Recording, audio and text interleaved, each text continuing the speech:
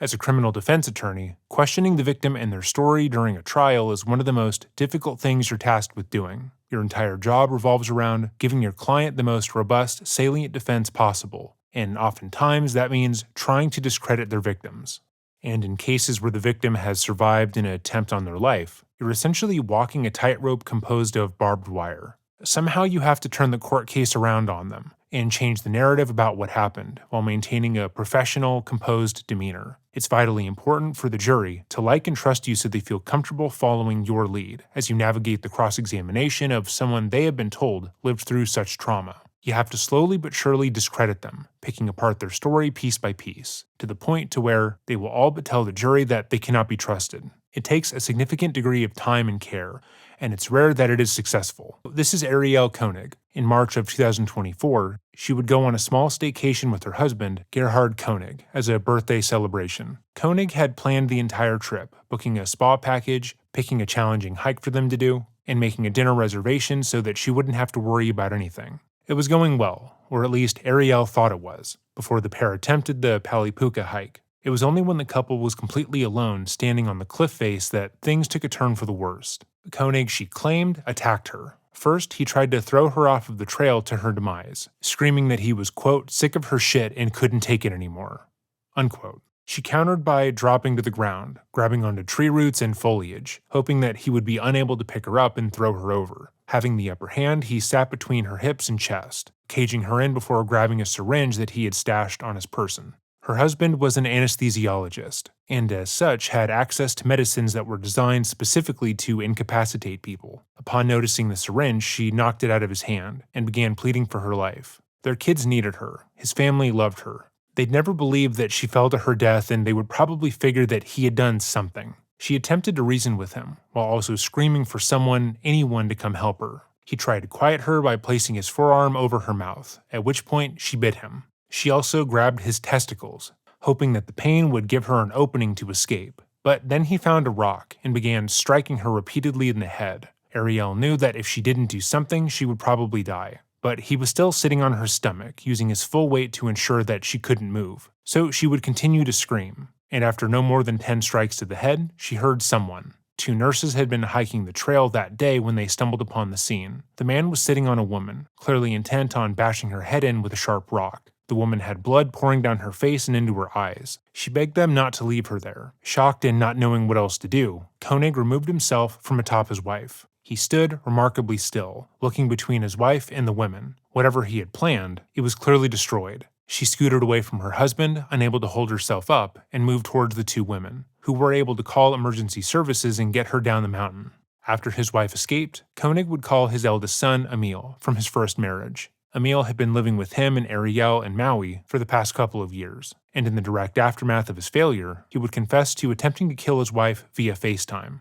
He was distraught, repeating that his life was over and he was going to kill himself, going so far as to show his son the cliff face that he was standing on and then abruptly hanging up. After about an hour, he would call his son again, having calmed down a bit. He asked his son if he had told anyone about their previous correspondence and what he had said. And when the son told his father that he had, Konig said, quote, now I really am going to kill myself, unquote. What Arielle went through was harrowing, and supported by 2 eyewitnesses who she had never met. Her stepson also supported the story, immediately informing the police of what had happened, and making the choice to cut off communication with his father in the aftermath. Moreover, body cam video and pictures were taken of the wife and mother after the attack. The pictures showed her drenched in her own blood with large lacerations on the side of her face and skull. Meanwhile, Konig had virtually no injuries on his person. He spent the rest of the day on the trail hiding from law enforcement and attempting to get his bearings. Eventually, he would be apprehended by police when he attempted to flee the area, sustaining a few cuts and bruises from being taken down. It would be extremely difficult, if not impossible, to attempt to portray Arielle as anything other than a victim in this instance. That she had been the focus of Konig's attack and that he was the ultimate aggressor. But that's exactly what Konig's attorney would have to do when the case went to trial. Because despite the state's evidence, he somehow believed that he could convince a jury of his peers that his wife had set him up in order to protect her reputation and steal his money and ruin his life. Before we go over how his defense attorney bungled the cross-examination of Arielle, we first have to discuss their version of events and the obstacles that they would have to clear in order to get a verdict of not guilty. Both Konig and Arielle would agree that their issues in their marriage began 3 months earlier, when he stated that his wife had begun to act suspiciously. When she had traveled to South Africa as part of a work trip, he noted that one night she didn't text him before going to sleep, as she always did.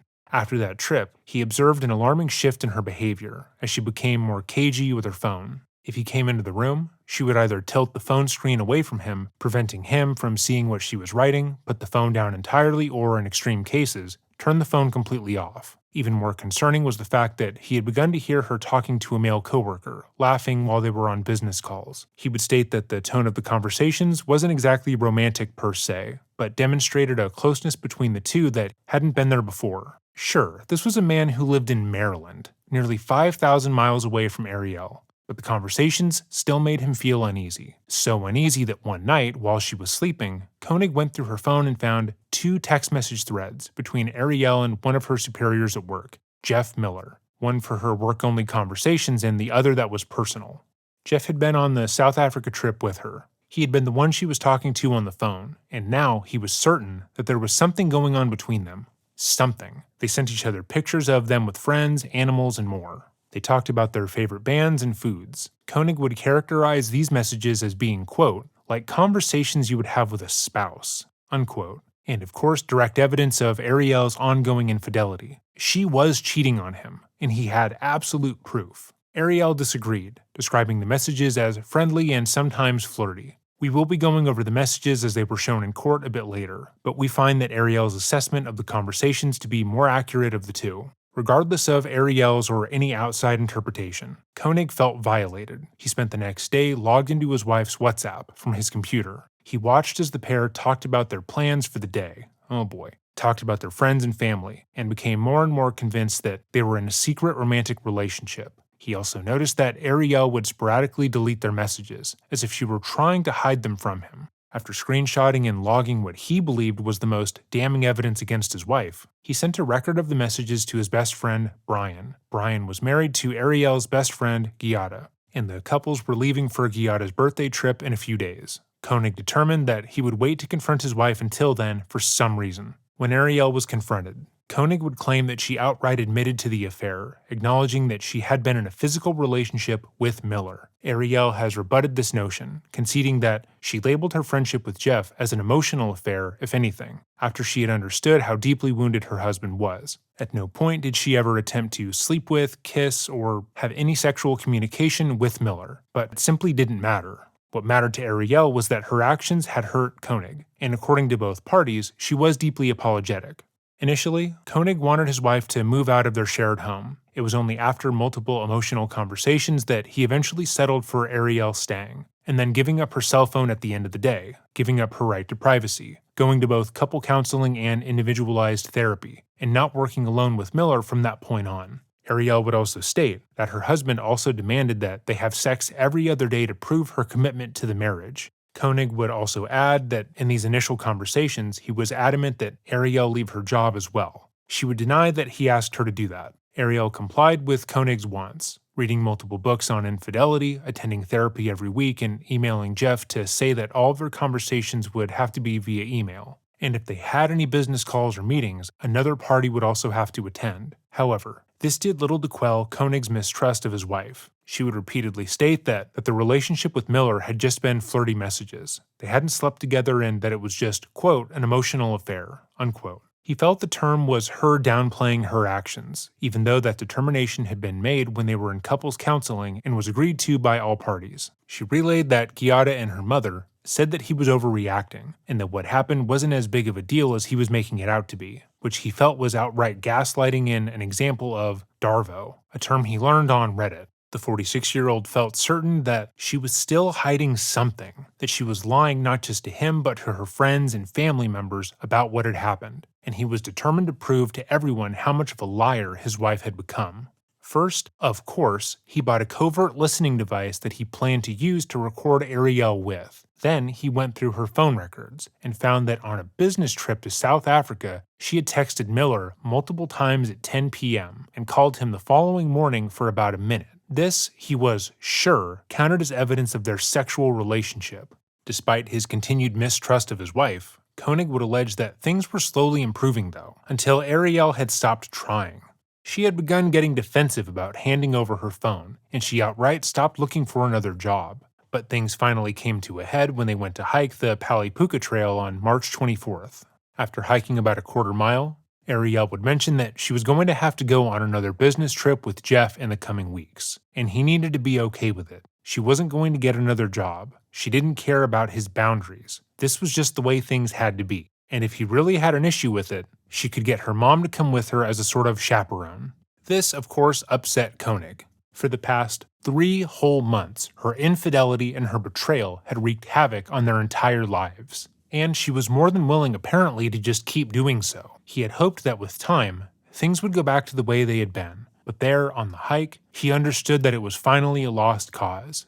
He told her as much, and left her, choosing to continue the hike in order to clear his head. After approximately 10 minutes, he would go back, no longer wanting to see the hole in the cliffside that the trail was known for. He was worn down, physically and emotionally, and just wanted to go home to prepare himself for their upcoming divorce. But when he returned to where he had left Arielle, her demeanor had completely changed. He would describe her as being giddy and nearly manic. She apologized to him profusely and asked him to forget everything that just happened. She told him exactly what he wanted to hear, promising him that she wouldn't go on the business trip, she wouldn't talk to Jeff, and that she would start her search for a new job when they got back to Maui. Then, out of nowhere, she climbed a tree and asked him to take a picture of her. Following that, she asked him to take a selfie of them next to the cliff's edge, only to attempt to push him off. The rest of the event happened in a blur. So she pushed him. Then he approached her and wrestled her to the ground, where she grabbed him by the testicles, wrapping her legs around him in a possessive hold, so she could begin striking him in the head with a sharp rock. As she attacked him, she screamed out for help, as if she were the one in danger. He would claim that she got one good blow in with the rock, but then he was able to block each of her following strikes, while also trying to pry her other hand off of his testicles. Konig was hurt, betrayed, and confused. He had no idea what was happening. His wife, the woman who had given birth to his 4th child just 18 months earlier, tried to throw him off of a cliff, and was now in the midst of squeezing his balls and attempting to bash his head in with a rock. So after the short scuffle, the 46-year-old was able to gain the upper hand, stole the rock from her, and in an act of, quote, emotional self-defense, unquote, struck her in the head twice, causing the lacerations that were seen in the photos. It was only then that 2 nurses who had been hiking the trail came upon the scene, directly leading to Konig being falsely accused of attempted murder. That was the most believable story that Konig and his attorneys could come up with prior to the trial. The basis of his story relied heavily on the jury agreeing that Arielle had cheated on her husband, that she had spent months gaslighting him about the nature of the affair, and that she had been the primary aggressor in their fight on the trail, despite all the evidence that proved otherwise, meaning that the only way forward in court would be to poke holes in the prosecution's case, and Arielle herself. Today we will be reviewing Arielle's time on the stand, and how she absolutely broke the defense's entire case. Watching this in real time was amazing, because she refused to take the bait as the defense wanted from her, and came across as polite and reasonable. Their entire argument required her to be unwilling to take responsibility for any of her actions, be defensive about her relationship with Jeff, and to be completely unfair towards her husband's feelings, and she didn't do any of that. So I absolutely recommend that you watch the whole thing. I'll leave a link to the full 3-hour upload from Court TV in the description box down below. It's up there with the prosecution's opening statement from the Chandler-Halderson case, if that means anything to you. In our next videos, we will go over Konig's time on the stand. But it was important for us to start with her time as, strangely, this is where the defense chooses to go over the majority of the evidence. To clarify, we're going to start with the prosecution questioning Arielle, as it would have set the stage of the jury to understand her in the best light. When we've covered a defendant's time on the stand, we tend to be quick to note that there is a difference between how they respond to their attorney who they perceive as being on their side and the prosecution, which they subconsciously label as their nemesis. These are people who are trying to put them in prison, make them look like criminals, and destroy their reputation, so obviously they answer their questions differently. In the cases of Tony Tott, Robert Tellis, and Ali Abulaban, the defendants were quick to become defensive, hostile, and visibly agitated, which served to hurt their case. They all had the goal of looking innocent, completely incapable of causing physical harm to anyone, and explaining away any potential evidence against them through sheer charisma. but when they showed just how quickly they could jump to anger towards the prosecution, they were simultaneously demonstrating how they could be capable of the crimes they were accused of. The same idea is true here. The defense attorney will be treating Arielle the same way a prosecutor would treat a defendant, because for his client to be found innocent, the jury must perceive her as being guilty. Her being polite and open with the prosecution should be a given, as they aren't accusing her of attacking her husband and have spent time going over their questions together, the same way a defendant tends to not be aggressive towards their own counsel. The real tell will be how open she continues to be when asked by either side about her affair, how willing she is to talk about what occurred there, and how she talks about her own actions. So let's see how she does. Okay. Good morning. Morning. Okay, before we get any further, first thing I'm asking you to do is if I ask you to sit as close as you can as to the microphone. Okay. And then speak into the microphone as much as you can today, okay? Okay. All right. Can you please state your name? My name is Arielle Konig. And Arielle, what do you do for work? I am a project manager for TerraPower. What does TerraPower do? TerraPower is a nuclear innovation company. Okay. When you say nuclear innovation, what do you mean? We're designing an advanced reactor to deploy to replace retiring coal plants. And what do you actually do at TerraPower? I work on the fuel supply. And Arielle, where do you live? I live on Maui, Okay. Where on Maui? in Kahului.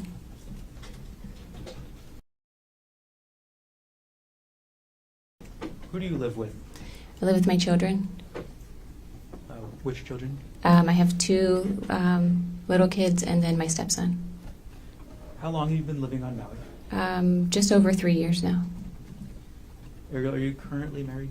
Yes, I am. Who are you currently married to? Gerhard Konig. As of March 24th, 2025, how long had you been married to Gerhard Konig? About 6.5 years. Okay, as of that date, 1 year ago today, how long had you been in a relationship with him? Would have been about 9 years then. When did you first meet Gerhard Konig? We met in the spring of 2016. And you mentioned you have some children. Do you have any children with Gerhard? Yes, I have 2 children with Gerhard. How old are those children? They are 5 and 3. If you were to see Gerhard again, would you recognize him? Yes. Could you stipulate to identification, Your Honor? Okay. Stipulation accepted. Will reflect that there is identification by Mrs. Konig. Okay. I'll skip ahead a little bit. Arielle, I'm going to ask you about an incident from March 24th, 2025, around 10 o'clock a.m. Do you remember that incident? Yes, I do. Where were you going that morning? Gerhard and I were going to a hike on the Polypuka Trail. So within 2 minutes, Arielle has come across as extremely smart, straightforward, and direct. She answers each question efficiently, without adding any padding or needlessly expanding upon her answers, which isn't something that we see often with suspects, witnesses, or victims. Her behavior is like that of an expert, giving their insights on the case because they would have done this multiple times. Overall, it makes her appear more trustworthy, even though all we have learned about her is that she works in the nuclear field, has 2 kids, and lives in Maui. And so, where is that hike again? The Polypuka Trail? Is that on the island of Oahu? Yes, it is. Why were you and the defendant on the island of Oahu on March 24th, 2025? We came to Oahu to celebrate my birthday. And when is your birthday? My birthday is March 24th. Okay. When did you actually arrive on Oahu? We got here March 23rd, the day before. And when were you scheduled to leave? On the 25th. And you said March 24th was your birthday. I'm going to approach now what's been marked as State's Exhibit 133, previously shown to defense counsel. 133. That's it. State 1, 2. May I approach, Your Honor? Yes. Okay, Arielle, I've just handed you what's been marked as State's Exhibit 133. Do you recognize what I've just handed you? Yes, I do. Okay. What is this? This is a birthday card that Gerhard gave me last year. And when did the defendant give you that birthday card? It was in the morning. We were at our hotel getting ready to leave for breakfast and then for the hike. And he gave me a present and this card. Does this photograph fairly and accurately depict the birthday card the defendant gave you on March 24th, 2025? Yes, it does. Okay. At this point, the state will move State's Exhibit 133 into evidence. Mr. Otake. No objection. What has been marked for identification as State's Exhibit 133 is received into evidence. I'm going to publish now what's been marked as State's Exhibit 133. If you're just listening to the video while cleaning or going to sleep, you may have missed the fact that Arielle began to react a bit emotionally to the letter she was given by the prosecution. But unlike other cases we've gone over, her reaction is much more subtle. She isn't making a show of her emotions. Rather, she's having an involuntary reaction to what she is seeing and reading. This is the love letter Konig had given her the morning of the attack, a letter that discussed their relationship and gave her hope that they were moving in a positive direction. However, since the attack, she's come to realize that this letter was more or less a lie. He had already planned to kill her that morning and make it look like a tragic hiking accident. So this letter was to serve as evidence that he had no motive to kill her, that he was just a good, loving husband whose wife tripped and fell to her death. It makes sense to have an emotional reaction to this letter, but she's not attempting to make a show of it the way many defendants we have covered have. Usually their main focus is sounding overcome with sadness, forcing their voices to be strained and break, or making a show out of grabbing a single tissue. It's easier to sound sad than it is to actually look sad. Tears never fall, their lips never quiver, their skin remains even.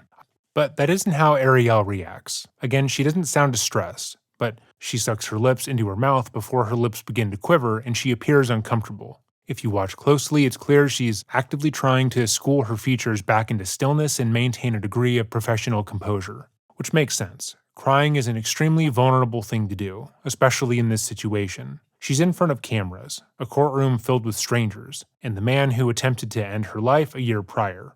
Crying would feel embarrassing and unsafe, so she is actively fighting the reaction. We will read out the contents of the letter.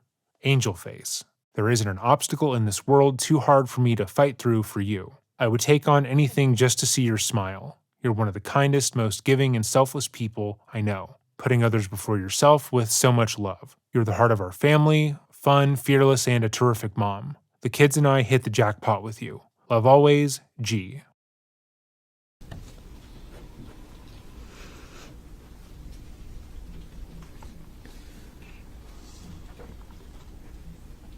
Arielle, how did you feel when you got this card?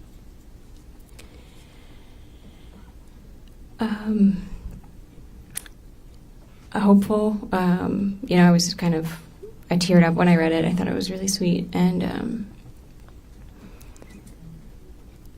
we were coming off a hard season, so, I felt hopeful that this was a turning point for us in our marriage and that this was going to be a nice trip and kind of started the next chapter for us.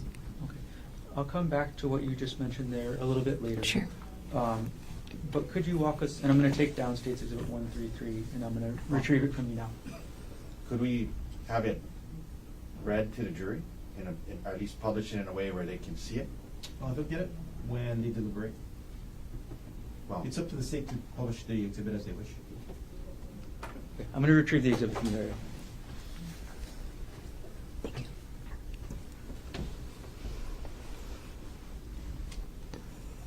I'm going to hand it to the court.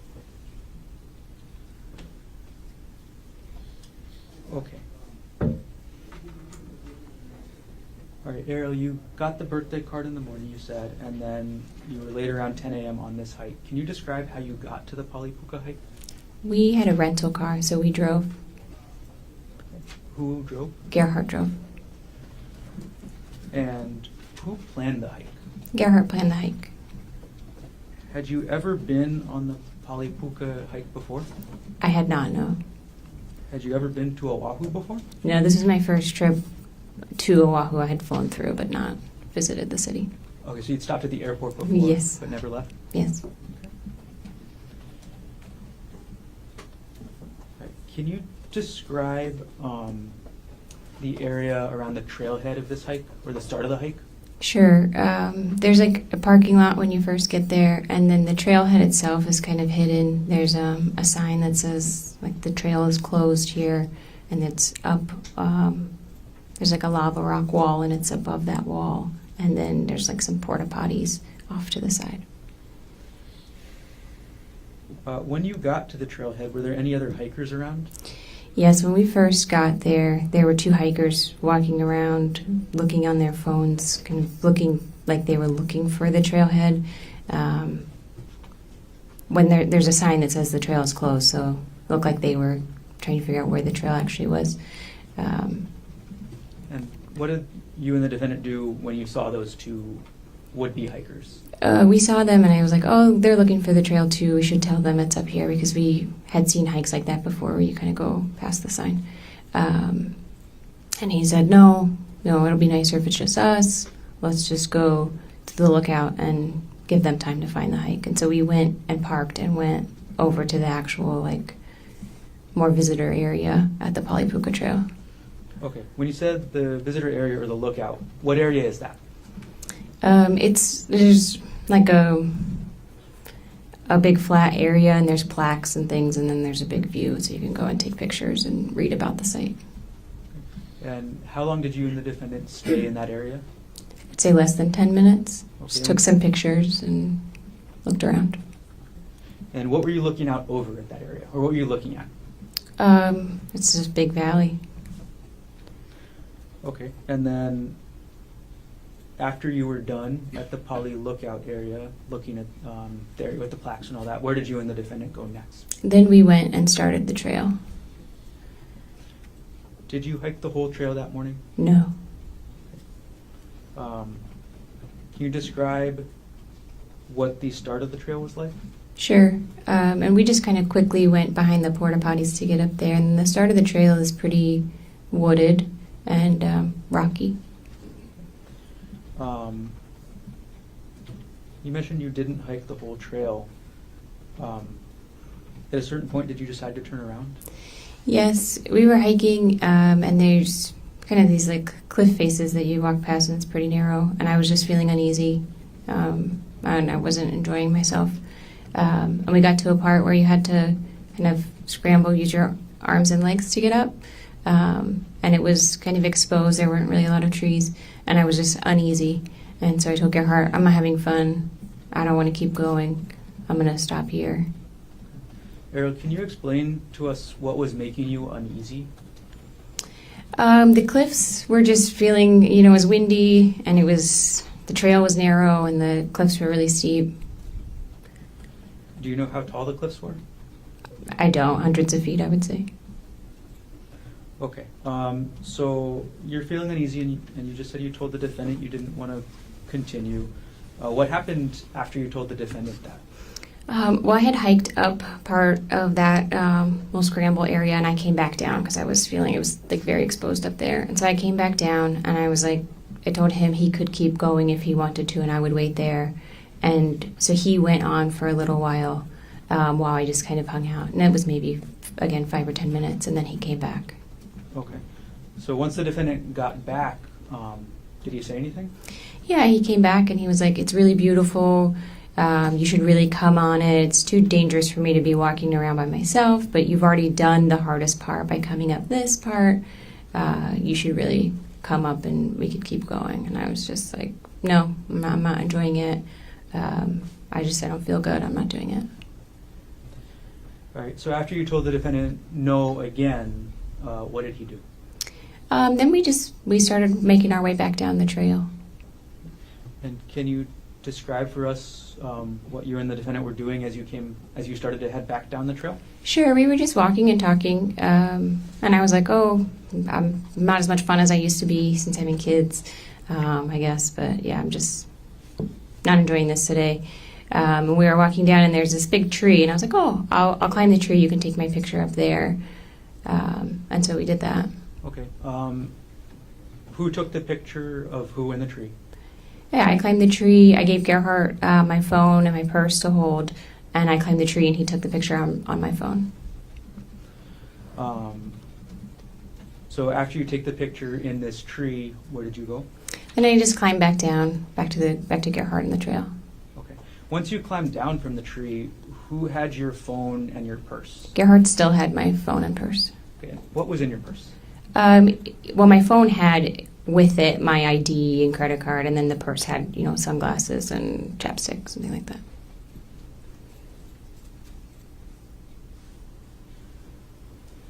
Okay. Now, you mentioned one picture of you in a tree. Did you take any other pictures when you're coming down the trail? We did. At that point, Gerhard said, let's take a selfie. There's like a cliff's edge there, and he's like, let's take a selfie with this view in the background. And so we went and took a picture there as well. Did you take any pictures of the defendant? On the hike up, we were both taking pictures. We were taking Snapchats and pictures. We have a family Snapchat group, and we were sending pictures in there. I see. Okay. All right. Did you, and you said Snapchat. What is Snapchat? Snapchat is an app that's photo-based that you send. I don't know how to describe it better than that. It's ephemeral. And you said there was ephemeral? It doesn't last very long. It's not like permanent storage. So you would send maybe less. You would send more pictures than you might otherwise. Okay. And let's see. Did you have access to any of your photos from Snapchat after this? Some, not all. I'm going to approach with State's Exhibit 131, which has previously been shown to the defense counsel and shown again. May I approach? Yes. Arielle, I've handed you what's been marked as State's Exhibit 131. Do you recognize what I've handed you? Yes. What is this? This is a picture of Gerhard standing by the cliff's edge that I took on Snapchat and sent in that family Snapchat message. Okay, could you clarify this for us? Is this going up the trail or coming down? This was taken on the way up when we were hiking up before we had turned around. Okay. Does this photo fairly and accurately depict the defendant as you photographed him on March 24, 2025? Yes, it does. At this point, the state moves Exhibit States 131 into evidence. Yes, we're talking. No objection. What has been marked for identification as State's Exhibit 131 is received into evidence.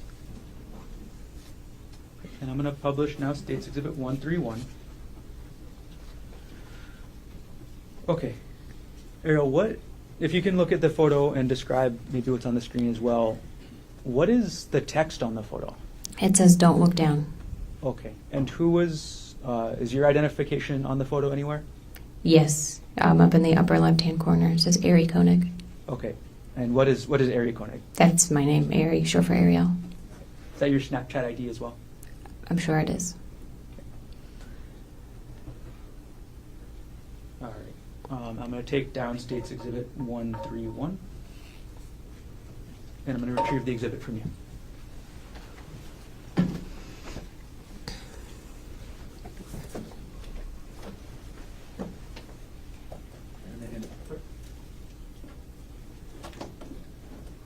Arielle, why did you say don't look down? It's a very steep cliff behind him. Okay, I want to fast forward in time a little bit to the photos you mentioned later. Sure. So did you take any other photos on the way down? Yes, right at that cliff. When I had come out of the tree and when we had walked to that cliff area, Gerhard said, let's take a selfie with this as the backdrop. So we would be standing with our backs to the cliff, taking a photo. Before you took that selfie, or before the defendant asked to take that selfie, did you notice anything about the defendant's attention? Yes, he was very aware of where I was, where my feet were, where he was, and where the trail was. I felt like he was often looking at my feet and just very spatially aware of where I was on the trail. Did you ever take that selfie? We did. It wasn't quite as close to the edge as he wanted. I was standing from that photo. You can see there's a pine tree, and I was holding onto a branch of that because I was just uneasy that close to the edge. And we did take a selfie, but I held onto that tree. Okay. Do you still have access to that selfie? I don't. What happened after you took the selfie while you were holding onto the tree? I just asked him to move down the trail a little bit so that I could get past without having to go near the cliff. And then how did the defendant react to that? He was a little like, okay, and then he moved a few paces away. Okay. So after the defendant moved down the trail a few paces away, what did you do? Then I walked to him, so he was then facing me and the cliff, and I walked up to him. And again, everything was normal. I walked up and just kind of like brushed my hands against his shoulders, like kind of like a little hug. Okay. As you had your hands against his shoulders, where was the defendant facing? He was facing the cliff, facing me. My back was to the cliff, and he's facing me at the cliff. And how far behind you was the cliff? Feet, 10 or less. Excuse me, I couldn't hear that. 10 or less feet. All right, Thank so, you. okay, after this happens, after you get to where the defendant is on the trail, what happened next? When I walk up to him, then he grabbed me really forcefully by my upper arms, and he said, "I'm so sick of this shit. Get back over there." And he starts pushing me back towards the cliff. Again, Arielle is being extremely precise with her words. She isn't over-embellishing, she isn't wasting time explaining things that she's thinking or feeling. She's just going over the more pertinent details and moving forward. And like before, she's maintaining her composure throughout. Compare her to someone like Ezra McCandless, and how quick she was to lean into overtly flowery language and overt displays of emotions. When asked to remember her relationship with her boyfriend, Ezra would look up and to the side, staring wistfully at the ceiling of the courtroom as if she were lost in a memory. When asked to remember the attack, she became audibly upset, yet explained every action and reaction in increasingly convoluted language. Both are in a similarly uncomfortable situation, sitting in front of a jury and asking them to believe their story. But only one is trying to end things as quickly and painlessly as possible. Only one is taking pains to be concise when explaining what exactly happened, and not waste time on nonsense.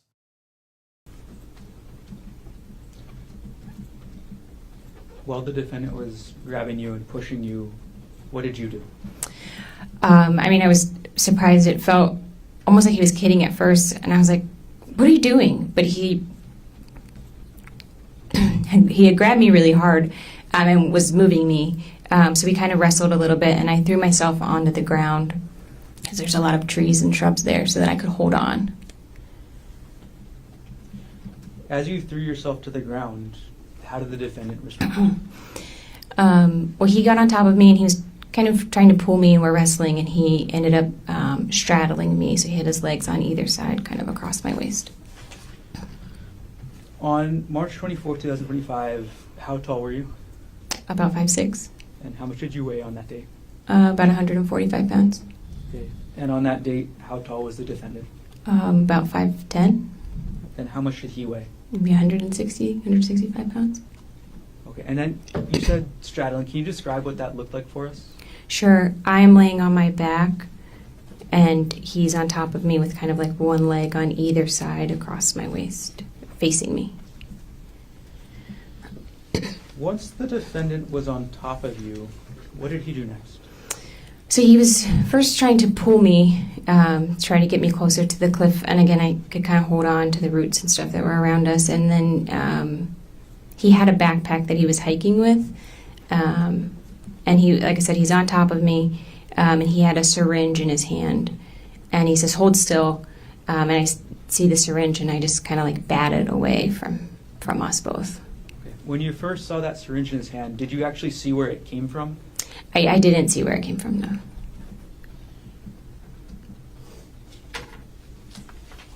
All right. And you said you were able to bat it. Do you know where it went? It just fell on the ground sort of near us. It would have been to my left because I could still kind of see it in my periphery as I was trying to make sure it wasn't going to get grabbed again. And then could you describe what you remember about the syringe, what it looked like? Sure. It was a clear syringe with a blue piece, maybe blue plunger, I guess is what that's called. Once you were able to bat the syringe away onto the ground, what did the defendant do next?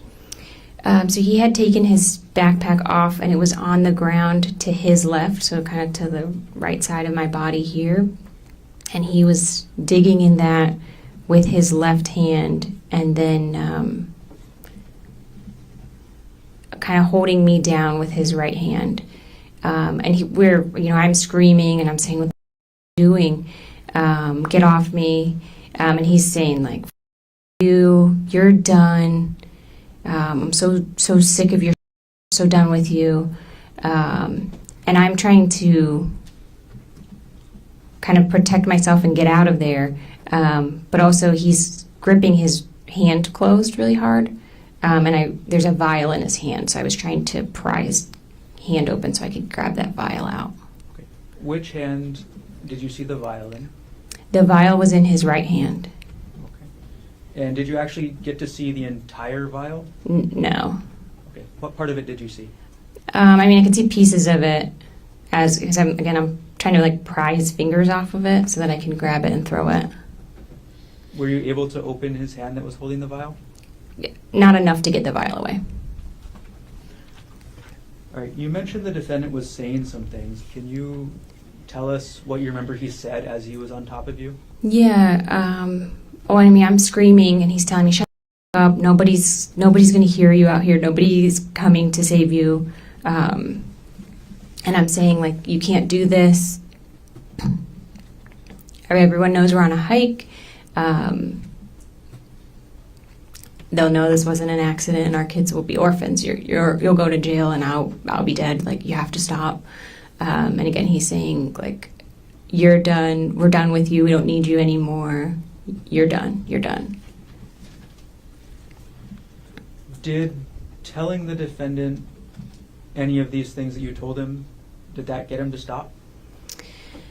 No, not really. And I had said like, "Your mom just sent me a really beautiful text for my birthday. Like, your family will be upset if I die. You can't face our kids after this, you know." And he did seem at that point to like calm down a little bit. Like, it seemed like he took a deep breath and calmed down. And so I had this moment where I was like, okay, this is the break. Like, I can get out. And then he just starts hitting me with a rock. Okay. I'm going to backtrack for just a moment, Arielle. As the defendant was on top of you, as the defendant was saying things, and as you were saying things back, were you trying to defend yourself physically at all? Yes, and I'm screaming and trying to defend myself physically. So I think I bit his forearm at one point, trying to, that would have been his right forearm. And then I was also squeezing his testicles with so I had my right hand trying to squeeze his testicles to get him to get off of me. Okay. And was that, when you were doing those things, was that before or after he calmed down, as you just said? That was before he calmed down. Okay. So what happened, you said, after the defendant calmed down? Oh, well, it felt like he calmed down because it looked like he took a deep breath. And again, I was screaming, and so he's covering my mouth and stuff. And then we had this moment of like, it seems like he takes a deep breath. And then he just starts hitting my face and my head with a rock. Did you see where the defendant got the rock from?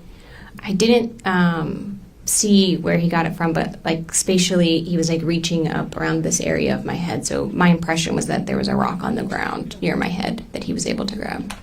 Were you just holding your hand around the left side of your head? Yes, sorry. When the defendant was hitting you with the rock, did you say anything? I just started screaming because in my mind, he was trying to knock me unconscious to get to be able to drag me over the edge. So I just was screaming then as much as I could. Did the defendant respond to what you were screaming? No. Did anybody other than the defendant respond to what you were screaming? Yes. So I'm screaming, and I do think I was saying something like, "Please help. He's trying to kill me." You know, I'm hoping somebody can kind of hear that. And I, at some point, hear a woman's voice say, "We're here. We're calling 911. We're here. We're calling 911." Okay. So after you hear that woman's voice, what happens? He just kind of like, Gerhard just kind of froze and knelt back away from me. And I just crawled away really slowly. And again, he seemed just like frozen. And then I was yelling to the voices I heard, "Are you still there? Are you still there? Don't leave me." And I couldn't hear anybody calling anything back. So I just kept crab walking away. Like I'm on my butt, kind of like scooting. And and I just kept going and got to like a lower part of the trail. The women were down there, and one of them was on the phone with emergency personnel. As you crab walked away, did the defendant follow you? No. So as you crab walked away, did you see what the defendant did? He just, like I said, he seemed frozen. He just kind of stood up and was staring. And then I didn't see where he went after that. He didn't follow me when I went down to those women. What happened when you got to the two women? When I got to them, we were just trying to figure out how to get out of there as quickly as we could. And so they tried to stand me up to see if we could walk down with me kind of draped over them to get through, but I couldn't stand. Excuse me. That was just like an unstable. So one of them went behind me and was kind of sweeping to make sure he wasn't coming after us, visually scanning to make sure he wasn't coming after us. And then the other one was in front leading us. And one of the women had like a large metal water bottle, and she had that in her hand, and she was like, "This is the only weapon I have." But and then I crab walked or kind of scooted down the whole trail with them on kind of either part to try to keep us safe. After this happened, where was your phone? My phone and my bag were still with Gerhardt. Still with the defendant? Yes. So does that include your purse that you mentioned? Yes. Okay. Arielle, I'm going to take a step back. Okay. There's something you mentioned earlier about a hard season. Were you having any marital problems before this happened on March 24th, 2025? Yes, we were. Arielle's testimony thus far has been straightforward and succinct. However, she was just going over the details of the attack, and nothing that would put her on the defensive. But now she's going to be talking about the months leading up to it, and how the emotional affair she carried out had led to enough anger on Konig's part to attempt to end her life. How she responds to these questions would deeply impact the jury's impression of her, as she could look like a careless, morally bankrupt cheater, a despicable cad who was psychologically tormenting her husband. She's in the tough position of having to talk about her personal life and relationship issues in front of strangers, without coming across as annoyed or defensive. And the vast majority of people would falter here. So let's see how she does. What happened to start those problems? Sure. In December, the year prior, Gerhardt had gone through he logged into my WhatsApp account and saw that I was deleting text messages between a coworker and I, and he got upset about that. When in December did this happen? This was the beginning of December. And when you say logged into your WhatsApp account, how does that work? Or first of all, what is a WhatsApp account? WhatsApp is a text messaging app. Okay. And you described the defendant logging in. Do you know how that works? Actually, no. I don't know how that worked. Did the defendant ever confront you about this? Yes, he did. My impression is that he knew about it for a few days and then confronted me about it a little bit later. Okay. And how did that confrontation happen? Well, we were on vacation, and he came into our hotel room and asked for my cell phone, and then came back in a little bit later and told me, I see what's on WhatsApp, and he was really angry, very upset. Okay, you say angry, upset. Can you describe what he said to you?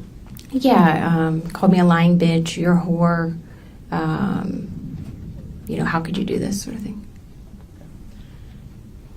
Who were you messaging with on WhatsApp that caused this confrontation?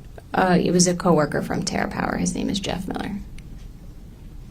Okay, and you said Jeff Miller also works at TerraPower. That's right. Is TerraPower on Maui?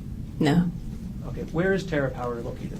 It's headquartered in Bellevue, Washington, outside of Seattle. Do you work in person or do you work remote? I work remotely. So who is Jeffrey Miller to you? He's a coworker and a friend. Did you ever have sex with Jeffrey Miller? No. in these WhatsApp messages, did you ever send or receive sexual photos with Jeffrey Miller? No. Did you discuss sex at all in the messages? No. In these messages, did you flirt with Jeffrey Miller? Yes, some of them are flirty in nature. And when the defendant confronted you in December about these messages, how did you react? I was apologetic. He was obviously hurt, and I was really committed to my marriage and my husband, and so we agreed to work through it and try to, kind of rebuild, because I had definitely broken his trust and could tell he was hurt. Firstly, Arielle continues to be matter-of-fact when she discusses the messages, saying that they were flirty in nature, but not overextending, and saying that she was having a sexual relationship with Jeff. We'll be going over all of the messages when they are brought up by the defense, so you can make your own determination about if they were appropriate or not. Because her demeanor doesn't change, she comes across as being honest. Even though she states that the extent of her relationship was just flirty messages back and forth, she still admits that she broke Konig's trust, and she was at fault. It's not a complete dismissal of his feelings, but she doesn't state that he was overreacting or being unfair. She simply responds that he felt hurt, and she was at fault, and that she was sorry. As a couple, how did you and the defendant characterize these WhatsApp messages? It felt like an affair to him, so we called it an emotional affair. Did you say emotional affair? Emotional affair is the word, yeah. After the defendant confronted you and called you a lying bitch and a whore, did the defendant make any demands about your job? A little bit. I wasn't supposed to be like in any kind of one-on-one work situation with Jeff. No emails or anything like that. All right. Can you describe a little bit about what that was like, or what the defendant asked you to do? It was really just anytime there was going to be a meeting, there had to be another person there as well. And then Gerhard would kind of go through my stuff at the end of the day to see, what I was doing. So if I was sending emails or who I was meeting with. After this happened in December, did anything change with your sex life with the defendant? At the time, Gerhard kind of expected to have sex every other day, and when this happened, he made it clear that if I refused to have... An objection. Can we approach? Come on.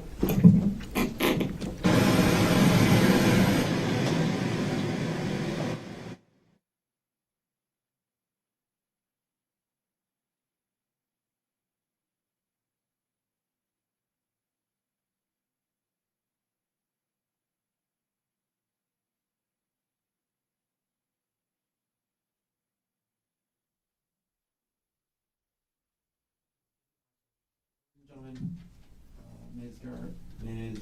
Konig's last answer stricken from the record. Arielle, I'm going to rephrase the question. How often did the defendant demand to have sex in December after this emotional affair came out? Every other day. When did you actually last have sex with the defendant? December 24th that year. December 24th of 2024. That's right. So between December 24th, 2024 and March 24th, 2025, did you have sex with the defendant? No. In those months, December through March, did you and the defendant work on your relationship? We did a lot of work on our relationship. Yeah, we both were doing individual and couples therapy.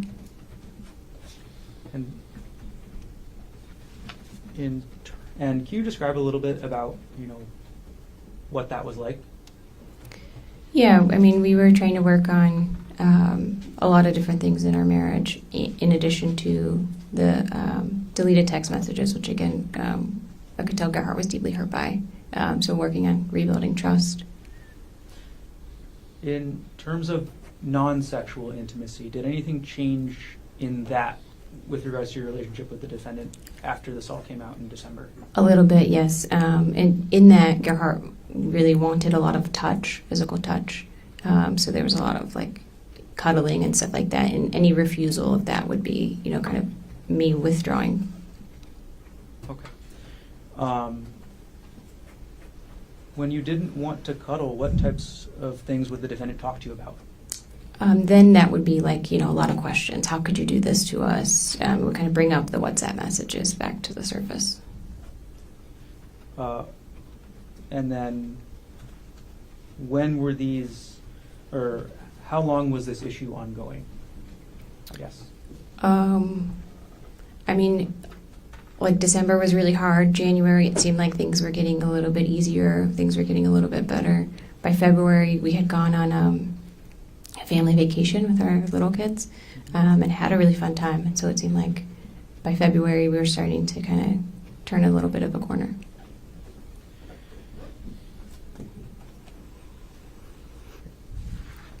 And were you and the defendant still talking in January? Yes. Okay.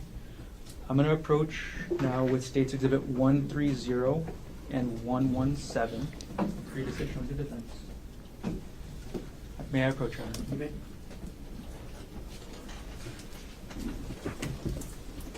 Thank you. Arielle, I've handed you two exhibits now, 130 and 117. Without showing them to the jury, could you look at what they are, and when you're done, look up?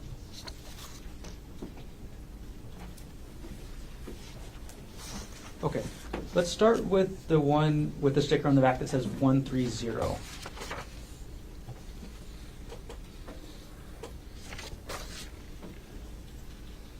What is that? This is a text message exchange between Gerhardt and I. Okay, and what month did that exchange take place? This would have been in January. Right. Who does this exhibit fairly and accurately depict the text message exchange between yourself and the defendant in January 2025? To the best of my knowledge, yes. Okay. At this point, the state moves exhibit 130 into evidence. Mr. Otake. No objection. It has been marked for identification as States Exhibit 130 is received into evidence. I'm going to now publish and put up on the screen what's been marked as States 130. Okay. And then can you describe the context of this message? Yes, so Gerhardt would have been at work, just kind of texting me an update. So he's in the blue, but I was at home. And what was Gerhardt's work?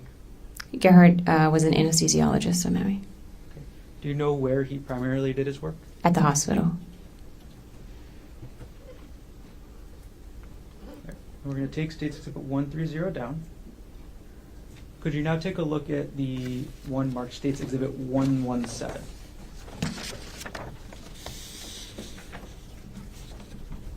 Okay, what is that? This is an email that Gerhardt sent me, also in January. Okay. And what is the email about? It's about life insurance. And is this a true and accurate copy of the email the defendant sent you? And sorry, what date was the email sent? The date is January 21st, 2025. Is this a true and accurate copy of the email the defendant sent you on January 21st, 2025? To my knowledge, yes. At this point, the state moves Exhibit 117 into evidence. Mr. Otake. No objection. What has been marked for identification as States Exhibit 117 is received into evidence. I'm going to publish States Exhibit 117.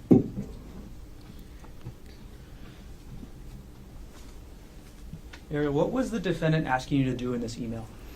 He wanted me to reach out to an insurance representative from AAA to apply for a life insurance policy. At the time that you saw this email, did you think anything of it? No. We're going to take Exhibit 117 down from the screen right now. And I'm going to retrieve both exhibits from you, Arielle. Thank you. Hand it into court.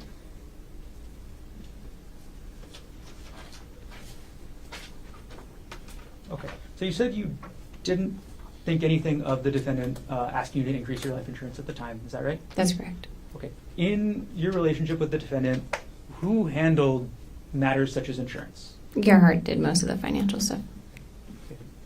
The financial stuff, is that even more than insurance? Yeah, I mean, did taxes and, tracking everything. Okay. Can you describe what financial things the defendant actually took care of? Sure. He made sure did all of the utility payments and bill payments. And then in this case, looked at our life insurance and how much we would need if either of us were to pass away to keep our kids in our house. Who set the budget? We didn't really have an established budget. I'm going to move forward in time just a little bit, Arielle, to February 2025. Okay. How did your relationship with the defendant progress into February? Yeah, like I said, January, was better than December. February is better than January in terms of, stability and kind of seeming like things, being hopeful for the future.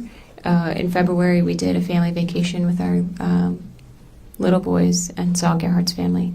And we had a really fun time. So it felt like I said, just felt hopeful for the future. Were these WhatsApp messages an issue in your relationship at all in February? I not that I recall, and if so, it was a small thing. Yeah. And how did your relationship progress into March 2025? Same again. I would have said it in early March. March was better than February. It seemed like we were both really trying. We certainly had things to work through, but it seemed like we were both putting in a lot of effort. And we had committed to kind of giving our kids 2 years of us like really working on things, and it felt like we were both really leaning into that. And this birthday trip in March, at the end of March, who planned that trip again? Gerhardt planned the trip.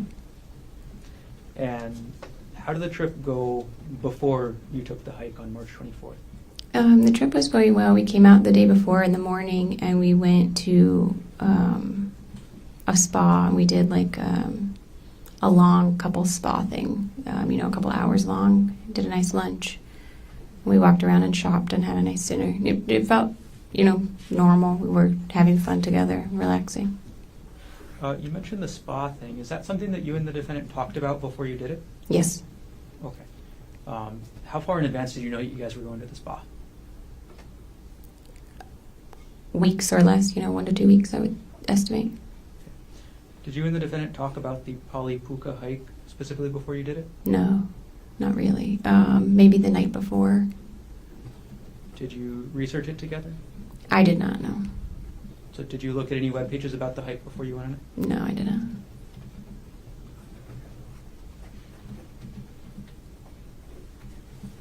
Arielle, I'm going to jump forward in time now to after March 24th, Okay. or after the incident on March 24th. After this happened, did you receive any medical treatment? I did, yep. I was taken by ambulance to the hospital where I was treated for severe complex scalp lacerations, and they did some imaging and stuff. How long did you stay at the hospital? I was in the hospital for 1 night. So you got out of the hospital then March 25th? In the evening of the 25th, yes. And where did you go once you got out of the hospital? To my house in Maui.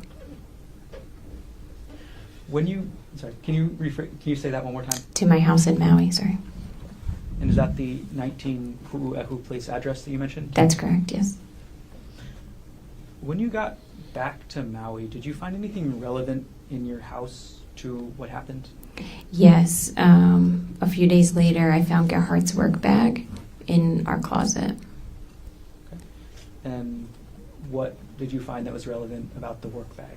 I just unzipped it, and I could see syringes and medication were in there. How did you react to finding the bag of medical supplies? I was surprised. I called an attorney and then got in touch with the police to have them come get it, just in case it was relevant. Did the police eventually come and collect the bag? They did, yes. 2 evidence specialists came to take it. And between the time that you saw the medical supplies in the defendant's work bag to the time that the police came to collect them from your house, did you tamper with, alter, substitute, or destroy any of the items in that bag? No. And could you describe the bag for us, just the physical bag? Sure, it's a black backpack backpack, but it has like a one shoulder strap. It's not a full backpack. Other than the bag, did the police recover anything else from your house on Maui? They did. They also took his laptop computer. Where was the defendant's laptop before the police recovered it? It was on his desk at our house. Do you know the login information for that laptop? I do not know. Do you have like a computer account on that laptop? No. From the time that you got back to your house on Maui to the time that the police recovered that laptop, did you do anything at all with the laptop? No.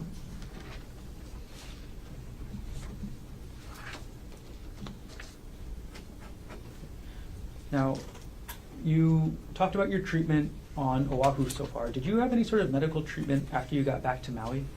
I did. I had a lot of wound care for. I had a bunch of stitches through my scalp. I had a lot of wound care for that, and then I had some treatment for a distal fracture of my thumb. Were you able to work after this happened?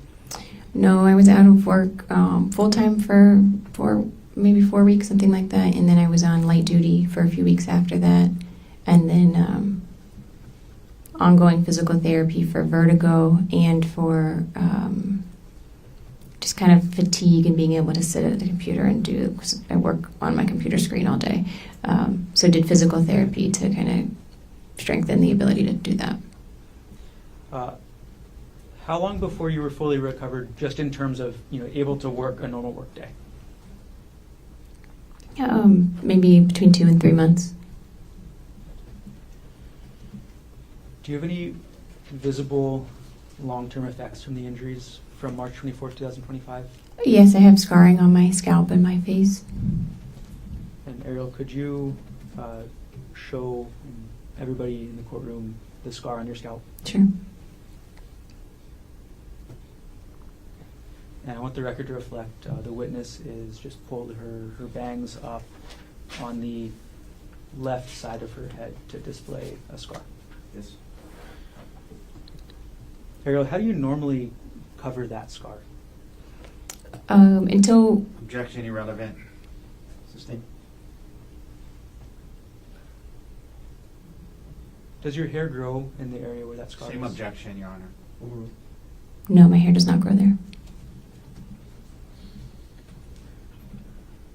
Arielle, on March 24, 2025, did you give the defendant permission to try and push you off the cliff? No, I did not.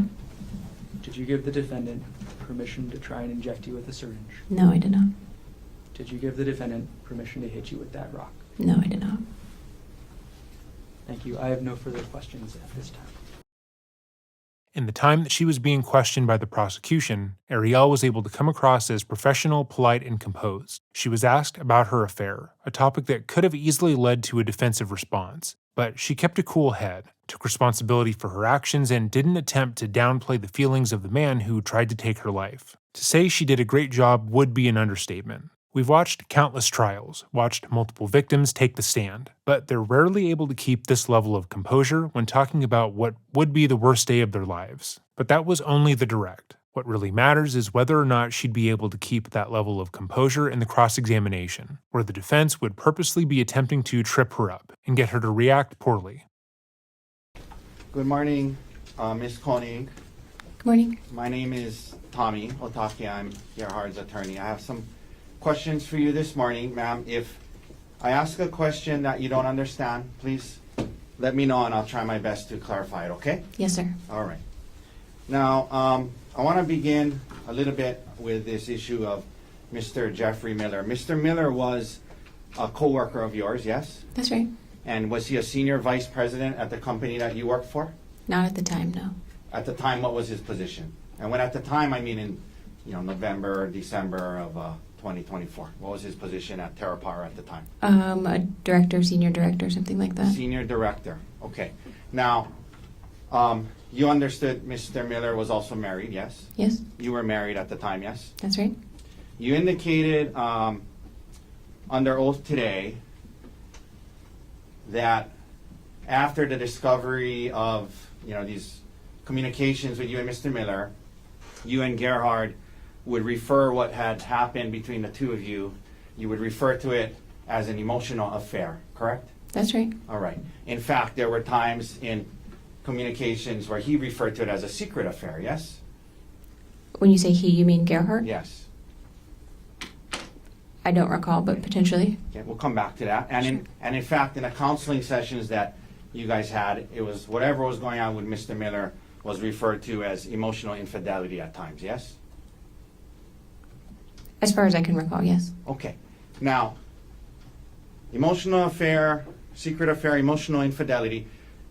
When you were interviewed by the detective in this case following this incident we're all talking about, you were asked by the detective about your relationship with Mr. Miller, yes? Yes, sir. And you understood that he was investigating this case and he expected you to be honest and truthful, correct? That's right. And he asked you whether or not you had an affair with Mr. Miller, and your response to the detective was no, that you didn't have an affair, correct? Based on, My question, ma'am, is was your answer to his question, when he asked you a very specific question, did you have an affair, your answer with Mr. Miller, your answer was no, correct? that's correct. You described it to the detective simply as some flirty text messages with a coworker, correct? That's what it was, sir. That's what it was, according to you, right? That's right.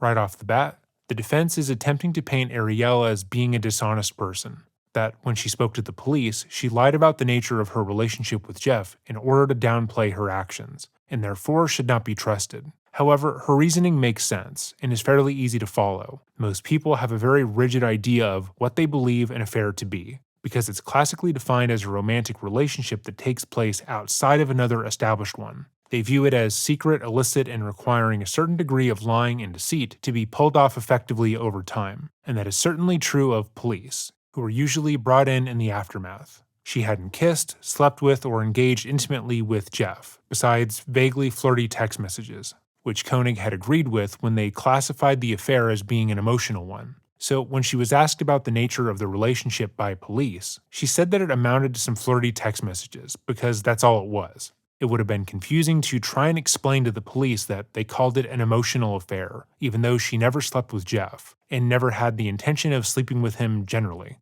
To be clear, it was helpful in their relationship to classify what happened as an emotional affair, because that is what it felt like to Konig. That was a determination that they came up with in therapy in the context of their relationship. That doesn't mean that's necessarily what occurred here, or even what people believed would have occurred here. Because if you were to show the average person the evidence in this case, as we're about to go over, they would probably feel differently.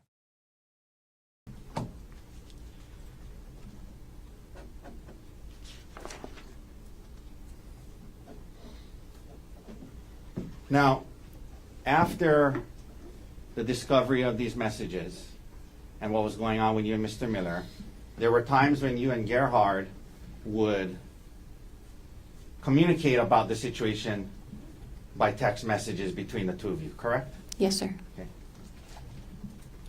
And isn't it true that on December 9th, 2024, Gerhard sent you a text that said, you engaged and continued an elaborate secret affair instead of coming to me asking to work on our relationship? You remember him sending you that text? I'm sorry? Objection, hearsay. It's impeachment, Your Honor. She said there was no affair. And that's not what impeachment means. I believe he's trying to state that she is perjuring herself, but even that's not true.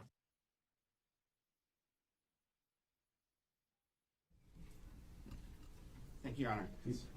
Isn't it true that in a text message on December 9th, when Gerhard texted you and accused you of engaging in a secret affair, your response to that text was, if anything, I learned how stupid it was this time and know how to make sure it doesn't happen again. That was what you responded. That was your response to him confronting you and saying you engaged in a secret affair. You said, I learned how stupid it was and I know how to make sure it doesn't happen again, correct? It felt like an affair to Gerhardt, and that's how we were treating it in our marriage. Ma'am, can you listen to my question? Sure. Okay. My question is about the text message. Isn't it true in a text message, I'm not asking you why you said what you said, in a text message, when Gerhard accused you of engaging and continuing an elaborate secret affair, your response was, if anything, I learned how stupid it was this time and know how to make sure it doesn't happen again. My only question is, do you recall sending that response to him when he accused you of being in a secret affair? Yes.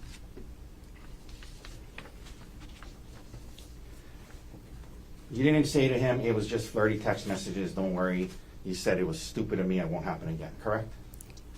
Because when I did that, we would start to argue, so Okay. you're right.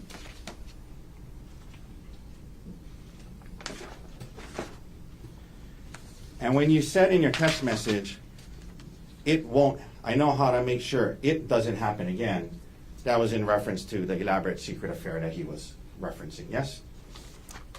To breaking his trust, yes.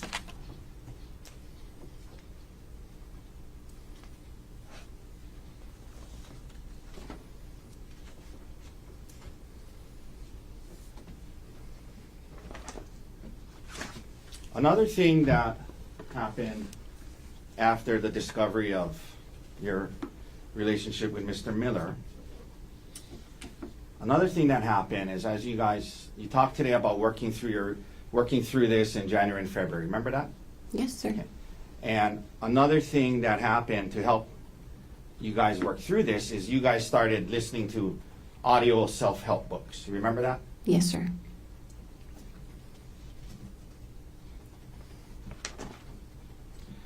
One of the audio books that you purchased and listened to was entitled How to Help Your Spouse Heal from Your Affair. You remember purchasing and listening to that audio book? I do remember that, yes.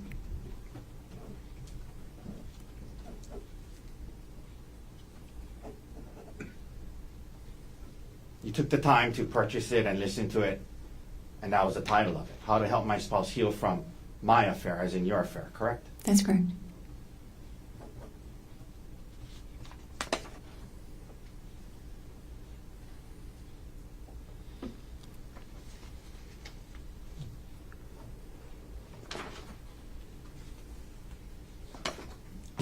Leading up to December 2024, ma'am, prior to the discovery of your communications with Mr. Miller, you were trying to hide the extent of your relationship with Mr. Miller from your husband, correct?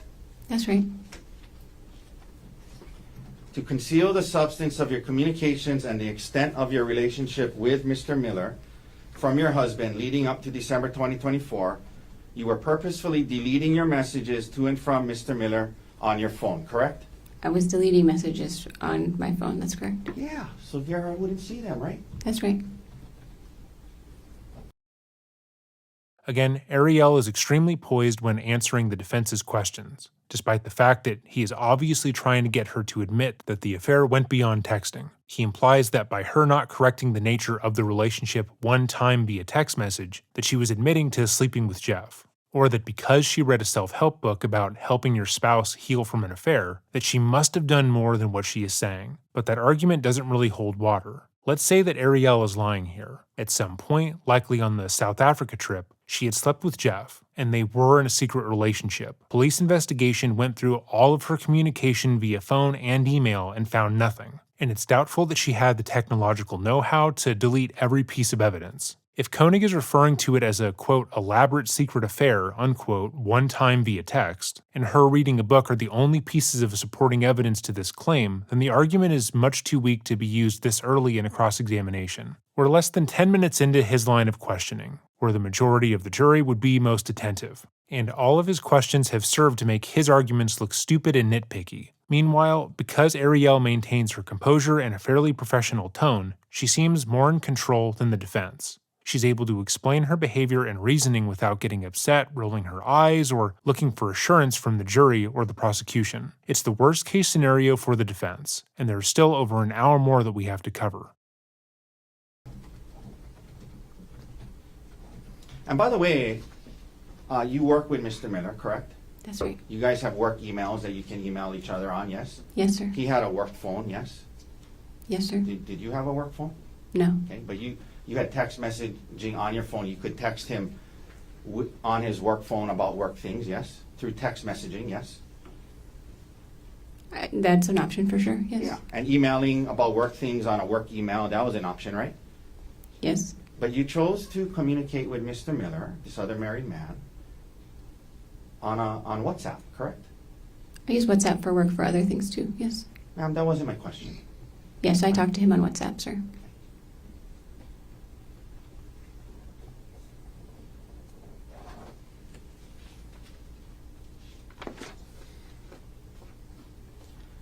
There were times leading up to and into early December 2024 where you and Mr. Miller would message each other very frequently about personal things not related to work, correct?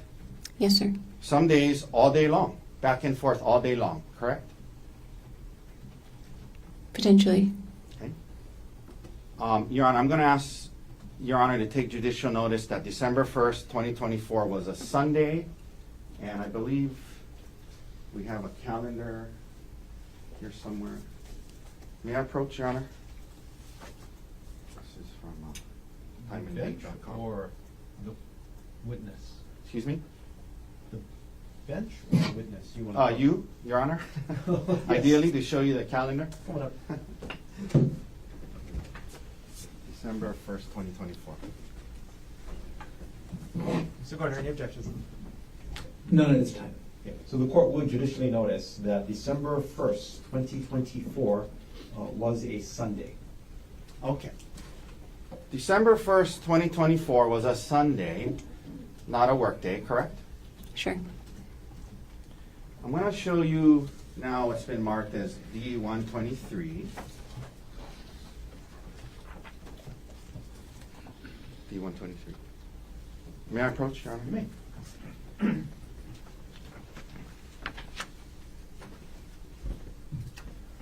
Ma'am, I'm going to hand this to you. I'm going to ask you to just thumb through it. I'm going to ask you if that appears to be communications between you and Mr. Miller, not just on December 1st, 2023, but on multiple days.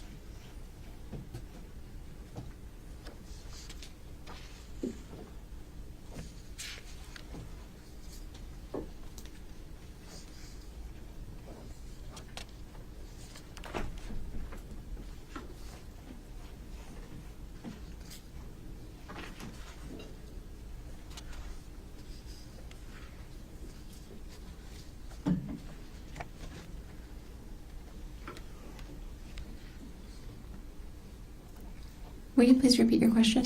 Just that appears to be messages between you and Mr. Miller back during that time period, yes? Yes, it does. All right. The defense is going to go over all of the text messages between Arielle and Jeff from December 1st, 2024. This is the most impactful piece of evidence for the defense, because it will be what proves if Arielle was carrying out an affair or not, and therefore if she were capable of trying to kill Konig on the Palipuka Trail. So keep that in the forefront of your mind as they read through the messages. Also remember that these are the messages that were so bad that Konig wanted her to move out and required her to go to therapy both on her own and with him, and to only correspond with Jeff via email, as well as to read multiple books about infidelity, because let's throw that on there too. It should also be noted that Jeff lived in Maryland. So when he says he texted her at 3 a.m., it was around 7 to 8 a.m. where he was. May I hand that back to you, Sure. please? Your Honor, I move to admit Exhibit D123. Mr. Gardner. Can I vote here on the exhibit? You may. Yes, Konig, I'm going to hand you back what's been marked as D123. Thank you. Take a look through, and are there any redactions to that exhibit? Yes, Did you place those redactions yourself? I did not. Do you know what has been redacted? I do not. Give a moment. That's how you guys gave it to us. Okay. No objection then. Are you aware that when the prosecutors pulled this from the computer, that's the redactions they provided to us with? I'm not aware of Hang that. on. Do you still want to proffer it or no? Yeah, I'd like to admit it into evidence. Do you have further foundation, like? Well, I mean, I think the question There's is no objection. no objection. No follow-up then, right? Not foundationally. Okay. Then what has been marked for identification as Exhibit D123 is received into evidence. Thank you. May I approach and retrieve it? Yes, you may. May we publish, Your Honor? Yes. Granted. And Mr. Dirks, if you can please go to 12:1. First of all, this goes on for pages and pages and pages, correct? Yes, it's over months. Excuse me? It looks like it's over months, but yes. But this is all between you and Mr. Miller, correct? Yeah, Your coworker, right? that's right. Okay. Let's go to 12:1, please. Mr. Dirks, let me know when we're there. I think it's the bottom of 1908. Is that it? Yes. Okay. Can we blow up the bottom section, please? Okay. Is it possible to make it bigger? Not really. Shucks. Okay. Ma'am, I'm going to read this to you, and can you see it on the screen there? May I have a copy? Oh, sure. That's probably a good idea. Thank you. Thanks. I'll turn to 1908.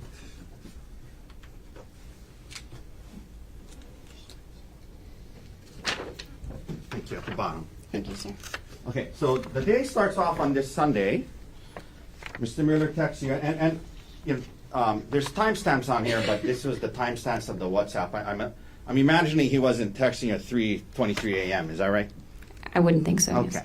But in any event, he starts on this Sunday, and he starts off, he says, "Good morning, sounds good. I hope you're getting some good sleep. I've slept a ton over the break," which has been, and we'll go to the next page. Is it possible to blow up half the page? Okay. It may not be seeable, but we'll try. Which has been nice, and then you respond and you say good morning, correct? That's correct. So this is in the morning on a Sunday, correct? Yes. Okay. It goes on, this is nice, always good to get caught up on sleep. And you say, up now, just put a fresh batch of yogurt in the fridge with some kind of, can you zoom in on that emoji, possibly, Mr. Dirks? Yeah. Okay. So telling him in the morning about the fresh batch of yogurt in the fridge and with this emoji, whatever that emoji is, correct? That's correct. All right. Now, it goes on throughout the day. We don't need to read all of it. Can we go down to... He might not want to read all of it, but in order to properly demonstrate the nature of their relationship, we will. But before we do, ask yourself this question. If these text messages were inappropriate and showcased how she was willing to step out on her husband, why wouldn't he want to show them in their entirety? What would the defense gain by not showing every single message if they were really evidence of the affair? After Arielle told Jeff about restocking her yogurt, oh, don't get too spicy already, he responds with, "It's been good. By the way, do you listen to Blues Traveler? Just wondering." Arielle, have heard some stuff for sure. Do you? I mean, I guess you do. Ha! You sent me Hook to check out at least. So what are you up to today? Jeff, thanks for the reminder. I spam you so much it's hard to keep track. I'm in a Japanese grocery store now for sticky beans and other stuff. Skins game, of course. What about you? Arielle, that's cool. I guess we'll watch some football here too, probably. G is on call. I'm planning to decorate the tree with the kids. Jeff, gotcha. We might put some stuff up later. Kinda discussing it now. Back home. Just starting to watch some football. Arielle, we had the Steelers game on too, and the tree is up and decorated. It's fun to get to pick new lights. There's a lot of options now for different colors and settings. Jeff, sounds good. We'll let you know if we get anything interesting. I hope you're having a nice morning. Arielle, good so far. Just hanging around the house. Jeff, sounds good. Me as well. This afternoon, just been here the entire time. Arielle, sometimes that's the best Sunday. Jeff, I think so. Chasing around sucks. Just finishing dinner. Pizza, wings, red wine, and making sure Kay eats, of course. Arielle, guessing that's what the lie was about. Jeff, nope. R-E-K. I don't know what that means. Not at all. Just much easier to discuss. Plus, I'm looking forward to chatting at some point anyway, smiley face. Arielle, same. Jeff, most def. Good night, chat tomorrow. Arielle, good night, looking forward to it. Okay, so that is the entirety of their text message thread from that day. They're going to go over the more lurid messages, but as we said earlier, these are not nearly as damning as they've been made out to be. When we were initially researching the case, we were shocked that they felt comfortable enough to even label this as an affair, given how truly benign these conversations were. These are like just somebody's Facebook updates. 6:42 a.m. On 12/1. Thanks. Okay. You indicate to him that I guess we will watch some football here too, probably. G is on call. I'm planning to decorate the tree with the kids. And he says, Mr. Miller says, gotcha, correct? Yes. So on a Sunday, you're telling him what you guys are doing. You're going to decorate with the kids with the trees, yes? Yes, sir. Okay. And then it goes on throughout the day, and you guys are going back and forth about what's going on, and watching football and decorating the tree and things like that, correct? That's correct. Okay. Now, at the bottom of the page there, you guys are talking about the football game. Looks like Pittsburgh is winning. You see that? Yes, sir. Okay. And then let's go to the next page. Continues on the first. And more communication. 11, 13, 29. If we can zoom in on that, Mr. Dirks. Okay. He says, checks back in. I hope you're having a nice morning. So good so far. That's what you guys are saying all throughout Sunday, correct? That's right. Okay. Then let's go down to 3:28:55. If we can blow that up. Mr. Dirks, please. Thank you. Okay. Now,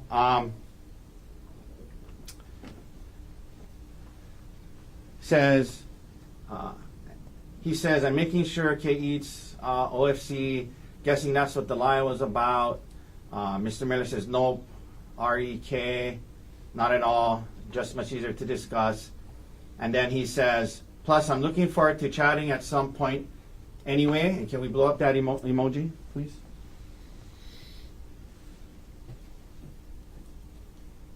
Okay. And then your response back, if we could blow that up, was now in the PM, good night, looking forward to it. And then the next morning it starts again, good morning, correct? That's correct. Okay, we can take that down.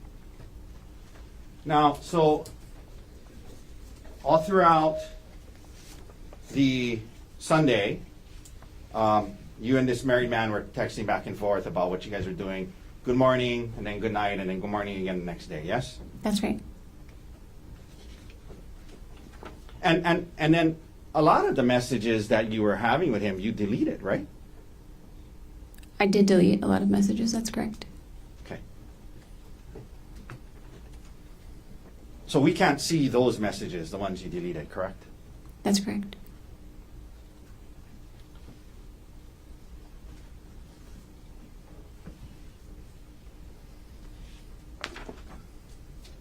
Have you ever heard of the word, and I may not be pronouncing it correct. Actually, can I take that up? Have you ever heard of the word Heleu? How do you say H-E-L-E-U? Haleu. Haleu. What is, in your line of work, what is Haleu? Haleu is high assay, low enriched uranium. It's like a range of enrichment for uranium-235 that would be used as nuclear fuel for advanced reactors. Okay. I have no idea what you just said, but it has to do with your work, right? Yes, sir. Okay. And during this communications with Mr. Miller, you and Mr. Miller would use the word Haleu in your personal messages to one another as code to let the other person know when your respective spouses were around, correct? It was for Gerhardt specifically, but yes, that's correct. It was for Gerhardt specifically, meaning you would tell Mr. Miller, I got Haleu today, can't talk. And that was your way of communicating to him, hey, I'm around Gerhardt today, yes? That's correct. Out of everything that has been presented by the defense thus far, This is one of the more impactful pieces of evidence. Although an admission clearly demonstrates to the jury that she was aware that what she was doing would hurt her husband, that he wouldn't approve of the messages between her and Jeff, and she continued to talk to him anyways. Arielle not trying to justify her behavior or explain it away is noteworthy, and it undercuts the strength of this admission. And when she states that the code word was only meant for a Konig, it causes the listener to immediately wonder what had happened previously in the relationship that made her want to hide such benign messages. Had he been unreasonably jealous in the past? Did he have an issue with her having male platonic friends? But she doesn't attempt to expand on that point, maintaining a certain precision with her words that helps her appear calm, cool, and collected.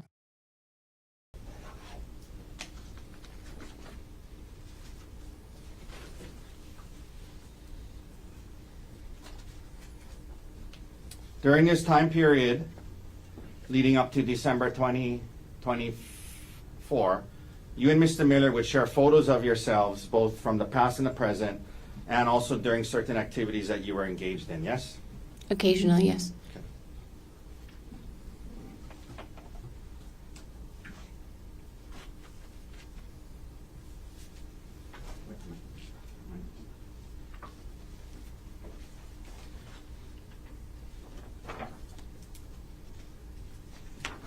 And, Your Honor, may I approach with D-124? Yes.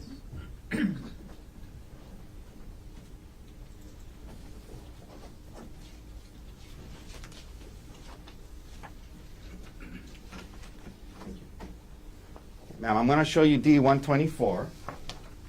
If you can look through that, and I'm going to ask you again to, if that looks to you to be messages between you and Mr. Miller, and also photos that you guys would send to each other. And let me know when you're ready.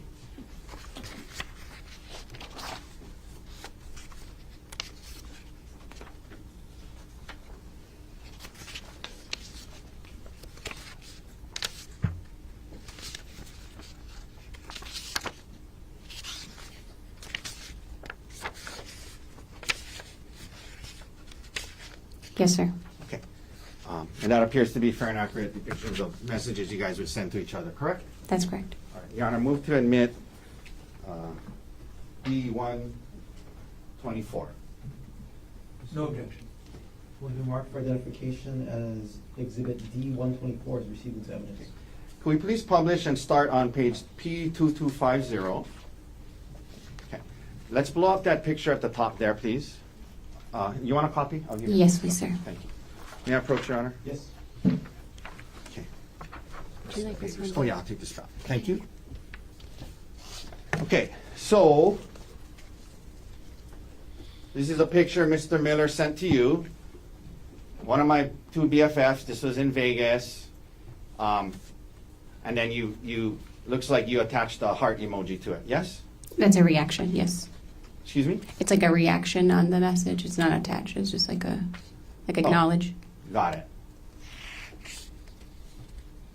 A heart emoji reaction. Correct. Got it. Let's go to the next page, please. We publish that, and let's pull up the one with the dog in it. Okay. So Mr. Miller sends you this with a picture of his dog, yes?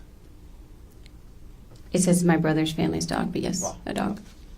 A picture of a dog, yeah. That's correct. Okay. It's his brother's dog, right? That's what he says, yes. It's not his dog. He's sending a picture of his brother's dog, right? According to the message, yes. And is he making a kissing face at you, or you don't know? I don't know what. Okay. When first watching this, I laughed pretty hard at that question, because this photo, at least in my opinion, is not one that you would send while flirting with a mistress or a paramour. Jeff seems to be trying to mirror the dog's underbite, and the attorney's question about if he was, quote, making a kissy face at her, acting as if this were a sexual exchange, is very funny.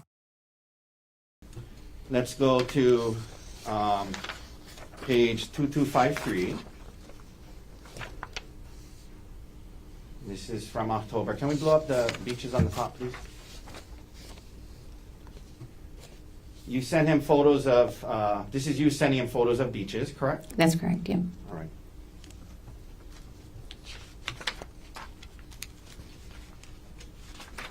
1 second.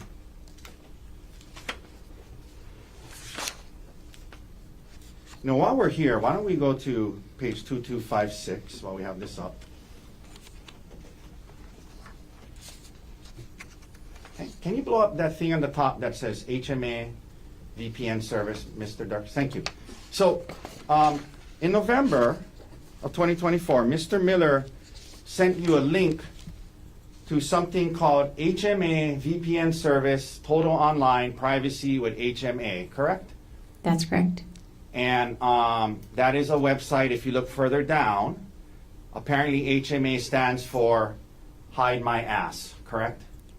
Correct. www.hidemyass.com, yes? That's correct. And you understood that a VPN is an app that allows you to hide your internet activity from others, correct? That's not my understanding of a VPN. This was sent to be able to watch football that was streamed locally. Okay. VPN service, total online privacy, hide my ass.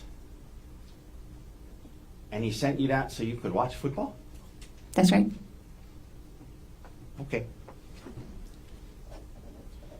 This wasn't for work purposes, was it? This is not for work purposes. You're correct. TerraPower wouldn't use something called www.hidemyass.com, would they? I would not expect them to use that. That's correct.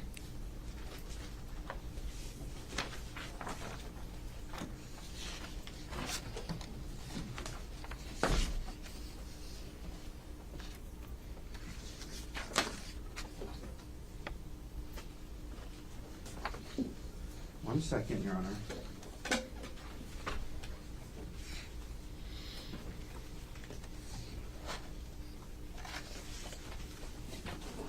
You also sent photos to Mr. Miller as well, and may I approach Your Honor with 183? Yes.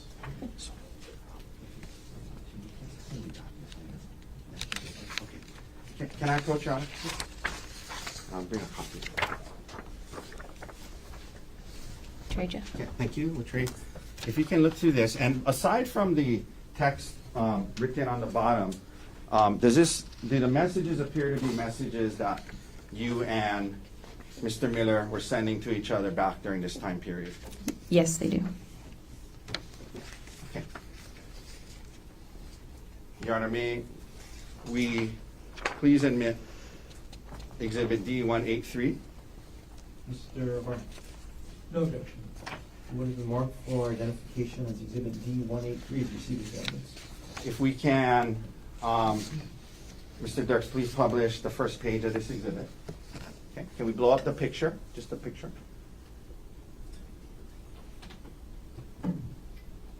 Well, actually, I take that back.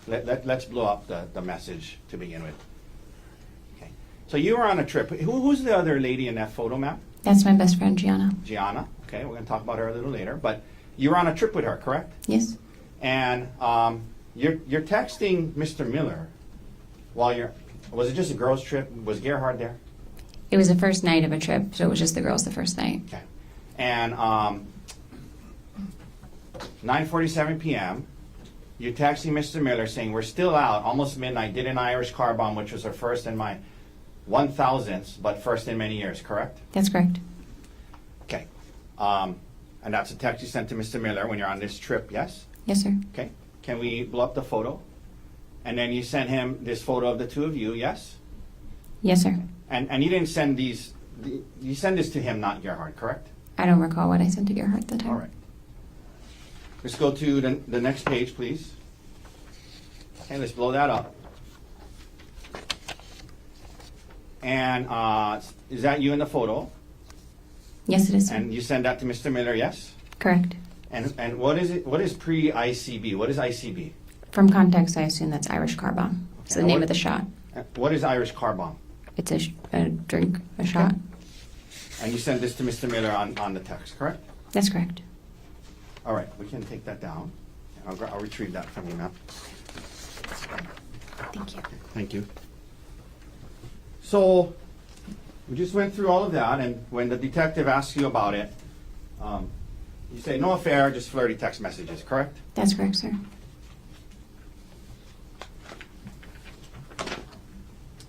Okay, now, it's true, ma'am, that Gerhard took it pretty hard when he found these messages, yes?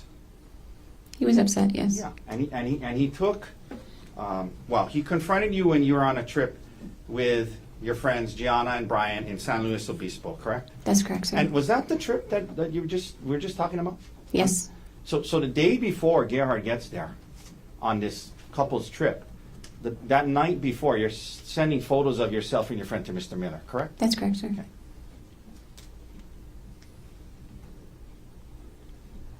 Did he have a code word for you that he would tell you when his wife was around?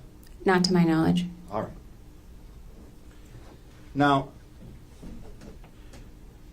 Gerhard confronts you on this trip in San Luis Obispo, and he had actually told Gianna and Brian about it before he confronted you, correct? That's correct. And that upset you, correct? Yes. Yes, you didn't want them to know, right? Oh, I would have just preferred to be able to talk with him first. I tell Gianna almost everything. I think I would have told her about it anyway, but You think you would have told her about it anyway? Had you told her about it prior to him confronting you? I mean, had he confronted me, I would have told Gianna that we were working through that. But- There wasn't, in my mind, A something. second ago, you just said you were a little upset that he told Gianna, right? He told them before telling me. Right, and that upset you, right? Yes, that felt unfair. A large portion of the defense's story relies on the idea that Arielle was deeply concerned about her reputation, that she wanted to kill Konig after he allegedly told her that he was going to divorce her and tell everyone what she had done, and the defense is attempting to showcase that here. However, Konig telling their mutual friends about their marital issues prior to talking to her is strange and something that most people would push up against. It can be viewed as an example of triangulation, a word which here means one person involves a third party in a conflict to gain control or create division. By telling Brian and Giada about the issues about Arielle before going to her first, he could isolate her away from their mutual friends and make her more amenable to his wants. It should also be noted that their friends had just gotten past their own issues with infidelity, meaning that he could easily exploit their sensitivities to that subject matter. Konig could have confronted Arielle privately before the trip, or waited to confront her after, so they could sort out the issue themselves before getting anyone else involved. But it was important for him to make her feel as if she didn't have anyone else to lean on, that her husband and best friends were all upset with her, and that she would have to earn their love back. Now, Gianna and Brian had actually been through something similar recently, where Brian supposedly had cheated. Oh well, strike that question. Recently, Brian had an affair on Gianna, correct? And they were working through that, yes? They were working through marital problems. Involving him in infidelity, right? That's not my marriage. Doesn't feel like that should be my business. I'm not asking if it was your business. I'm asking if they had talked, Gianna had shared that with you. You guys are best friends. You guys share everything. Sure. So is that what she shared? I was aware they were working through marital troubles, and fidelity specifically was an issue. And so it's true that you understood Gerhard was turning to them for advice on to how to handle this, right? In some cases, yes, I understood that. After confronting you about it, as you indicated, you were immediately apologetic, yes? That's right, sir. And you wanted, you were apologetic, and then you guys were going to try to work through this, correct? That's correct, sir. There were certain things he needed. I mean, isn't it true that he said he wanted you to quit your job? He didn't ask me to quit my job, but he did talk about it, for sure. Okay. He did talk to you about quitting your job, correct? Potentially, yes.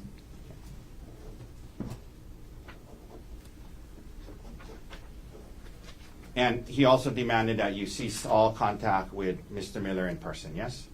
Yes.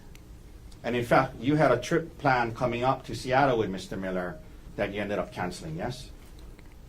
He would have been there. There were several people from Terra Power. Okay, let me rephrase that. You were going to go on a work trip at which Mr. Miller was going to be at, correct? Correct, sir. And in fact, on that trip, you had changed your hotel to be in the same hotel as Mr. Miller, correct? And several other Terra Power employees, yes, sir.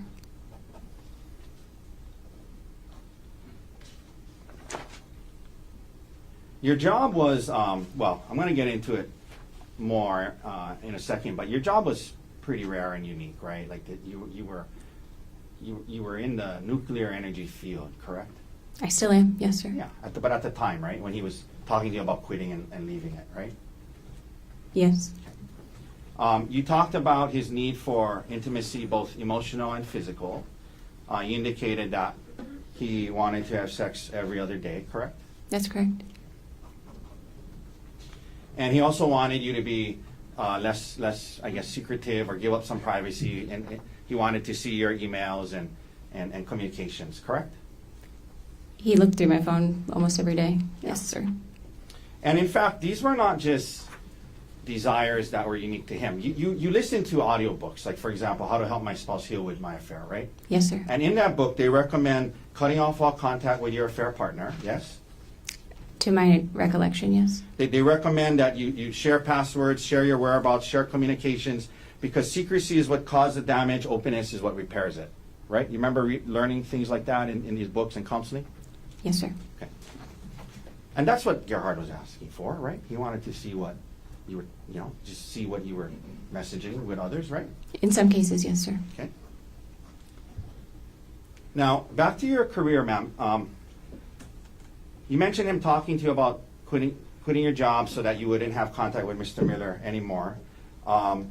You're a nuclear engineer, is that right? Yes, sir. You graduated from and got your degree in nuclear engineering in what year? 2011. And after 2011 till about 2022, you worked in this nuclear industry, yes? I've been in the nuclear industry my entire career, yes. I understand that. I understand. I'm just saying specifically for 11 years, from 2011 to 2022, you were in the nuclear industry, yes? Yes, I don't understand the 2022 distinction. I apologize. Well, I'm going to get to that. Didn't you quit your job in 2022? I left Westinghouse in 2022, yes, sir. Yeah.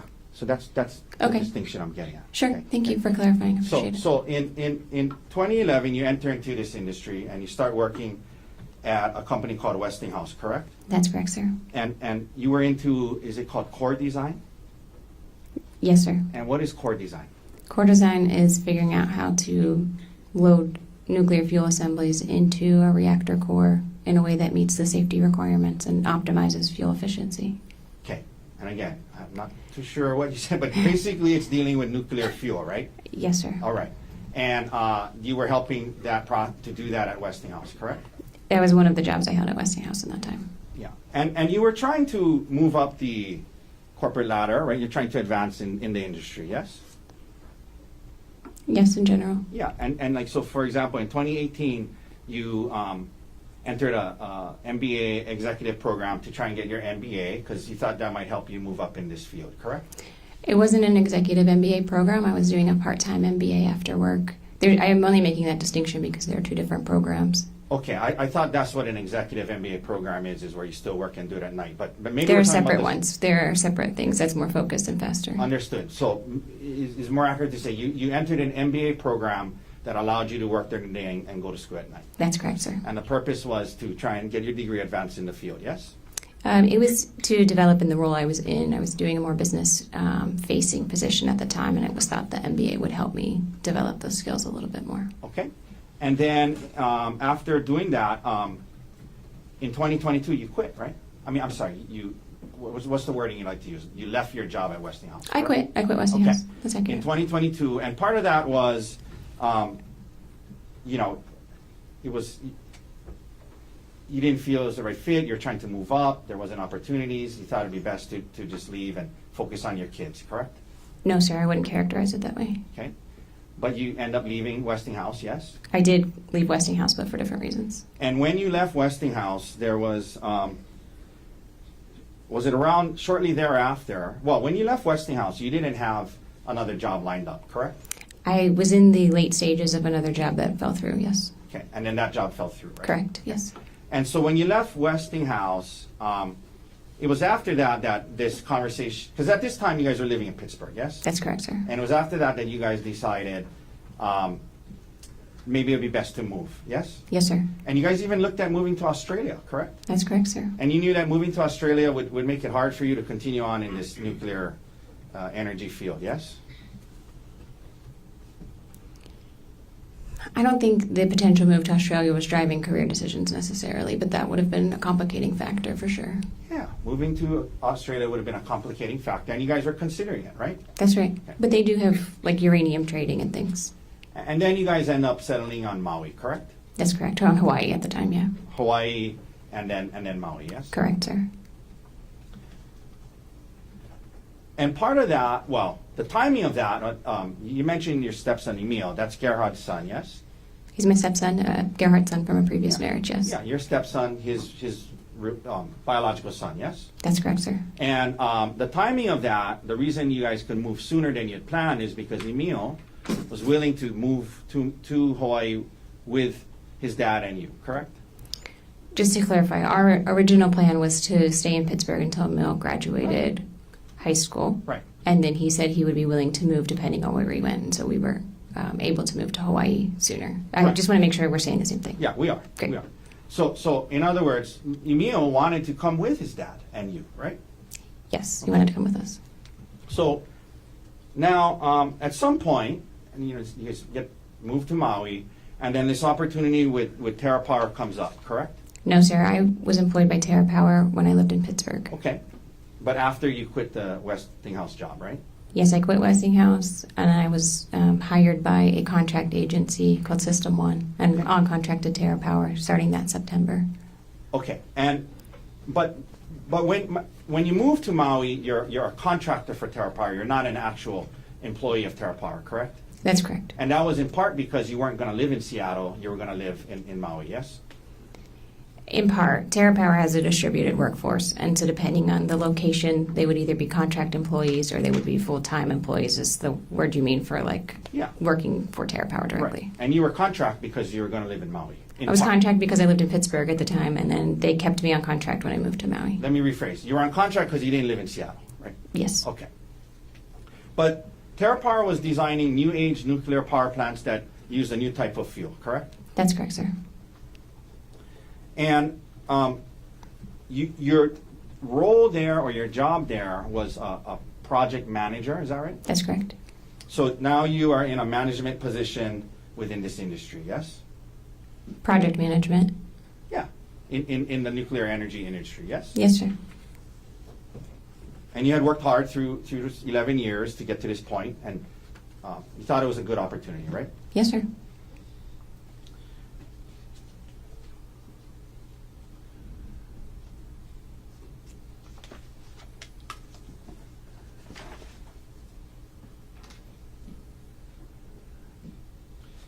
Now, we just talked about Gerhard, when he found out about this, talking to you about leaving so you wouldn't be around Mr. Miller, correct?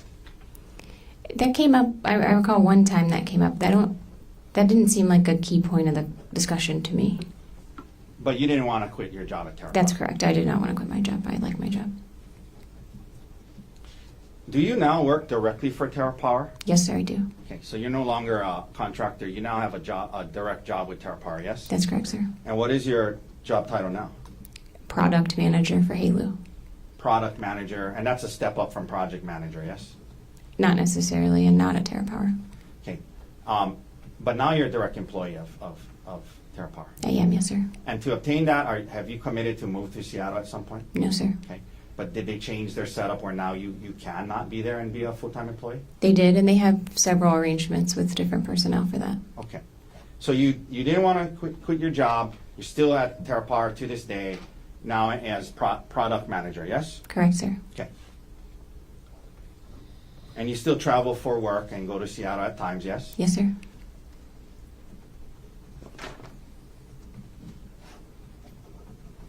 Now, at some point you mentioned engaging in counseling, yes? After the discovery of this communications with Ms. Gerhardt's discovery of your communications with Mr. Miller, right? You guys started couples counseling, yes? Yes, sir. And as you indicated, the counseling wasn't just about the affair, it became about the relationship, and you mentioned, his need for intimacy, and it was about the relationship, not just the issues with Mr. Miller, correct? That's correct, sir. And you mentioned January into February, you felt you guys are making some progress, correct? Yes, sir, that's correct. But the issue with Mr. Miller would still come up from time to time, yes?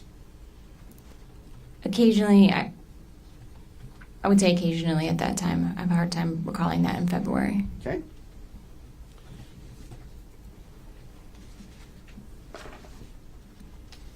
And this issue of the discovery of these things prior to December, generally you describe your marriage as a good marriage, right? Yes, sir. So now we're heading into March and going through counseling, trying to work through it, and your birthday's coming up, yes? Yes, sir. And ma'am, the concept of going on a staycation to Oahu for your birthday, it was actually your idea, yes? No, I didn't want to travel. I was saying I wanted to stay with the kids, but I did say Oahu would be fun sometime. And he was like, well, let's go to Oahu. Okay, so you remember being interviewed by the detective in this case after the incident? Yes, sir. Do you remember being asked by the detective who planned this trip?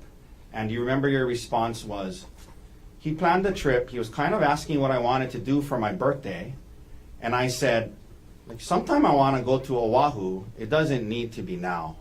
Remember saying that to the detective? That sounds accurate. Yes, sir. So they're saying the same thing. It's very obvious that they are saying the same thing. However, he is once again trying to spin her statement into another example of her lying. The issue is that whenever the defense counsel does something like this, it makes them look stupid, which is the opposite of what you would want in this situation. So at least that's what my question was. The concept of going to Oahu was something that you brought up, right? And you said, it doesn't need to be now, but I've always wanted to go there on a staycation. It doesn't need to be now. And he said, oh, let's go, right? Sure, yes. Okay. It's not like out of the blue he said, hey, we're going on this trip. It's going to be on Oahu. This is what's happening. You raised the concept, yes? I raised the concept of wanting to go to Oahu at some point. Yes, sir, that's correct. In response to him asking what you wanted to do for your birthday, right? Potentially, I don't recall that. Well, is that what you told the detective? I think you and I are interpreting that differently. I'm not asking about interpretation. I'm asking about the words you use to Objection, the argument. detective. Sustain? Can I get the exhibit page and line? Sure.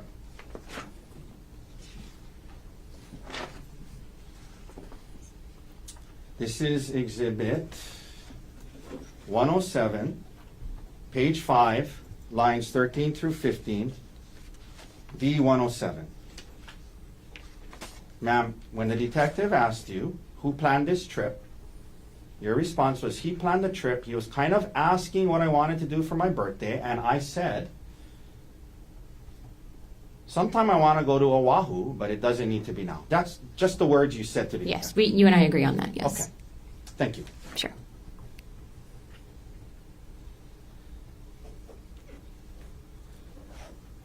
Now, you mentioned the hike, and I think you said that you only learned about the hike the night before once you were already on the trip. Is that right? About which specific hike we went on. Okay, but you knew you were going to go on a hike, right? We didn't have, aside from having planned to do the spa and shop around, a hike was kind of up in the air. I don't know that we had, before leaving Maui, definitively settled on going on a hike, sir. Yeah, but the concept of going on a hike came up. That's why you brought stuff, shoes and clothes to go hiking, right?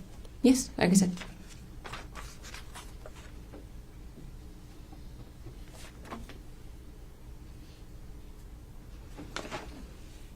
And in fact, hiking, it was not unusual for you guys to go on hikes. That's something you guys did from time to time, yes? Yes, sir. Okay.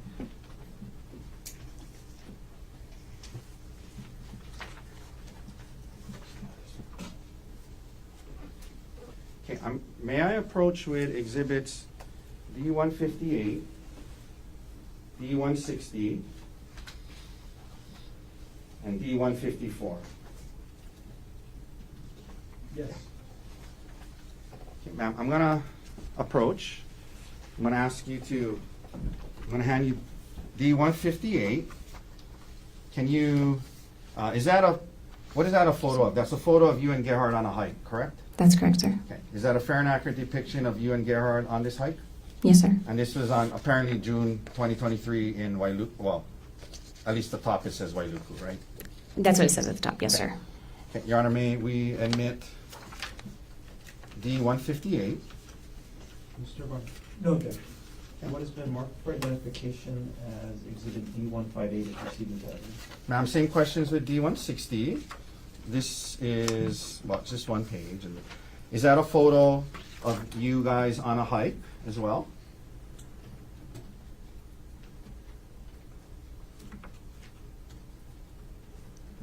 Yes, sir, it is. Okay. May we admit D-160? Mr. Barnes, Can I set date for that first? The date says, at least on the top, it says September 11, 2023, yes? Yes, it does. No objection. And then lastly, then what has been marked for identification as Exhibit D-160 is received into evidence? and then lastly, thank you, Your Honor. Lastly, this is D-154. Is that a fair and accurate depiction of a photo of you on a hike as well? Yes, sir, it is. All right, okay, thank you. May we admit D-154, please? Mr. Barnes, No objection. what has been marked for identification as Exhibit D-154 is also received into evidence? So again, before we publish these, it wasn't unusual for you guys to go on hikes. That's something you guys did together, right? That's correct. Yes. Okay. Can we publish 158, please? Okay. And up on the screen there, can we blow that up a little, Mr. Dirks? Okay. That's you and Gerhard on a hike, yes? Yes, sir. Okay. Could we publish 160, please? Okay. Another picture of the two of you on a hike, correct?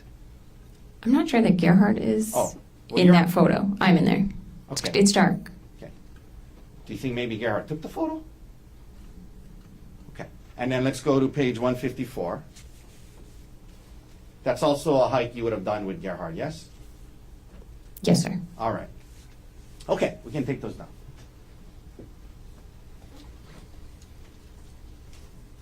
Now, the day of the trip comes, and you guys go to the airport on Maui, presumably together, yes? Yes, sir. We went together. And isn't it true that you, because it was a short trip, you didn't check bags, you just carried on luggage, right? Most likely, yes. I don't recall, but most likely. And you would have gone through TSA security screening with Gerhard, correct? Yes, sir. It's not like he went first through the TSA screening, and then later on you came and met him there. You guys went through the screening together, put your bags through the screening together at the same time, correct? I would assume so. Yes, sir. And no problems getting through TSA that day, correct? Not that I recall, sir. You get to Oahu, and the first day and night, as you indicated, you guys are having a fine time, right? Yes, sir. Go to the spa, go to dinner, and everything seems fine, right? Yes, sir. Okay. Next day is your birthday, right? That's correct, sir. And you wake up, and the prosecutor admitted a letter that Gerhard gave you. I want to read it now since it wasn't read earlier, okay? Objection to argumentative. Well, we'll let the jury see it now, okay? So, the birthday card, in addition to that, he gave you a gift, right? Yes, sir. And it was a nice necklace, yes? Yes, sir. He gave me a necklace. Okay. So with the card, that morning of your birthday, he gives you this nice birthday card and he gives you a nice gift before you guys head out on the hike, correct? Yes, sir. And 1 second, Your Honor, if we could, it's a similar.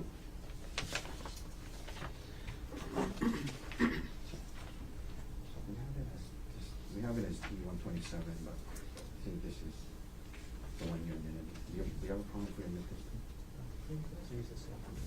I can't pull it up. I don't know. This is just a little more.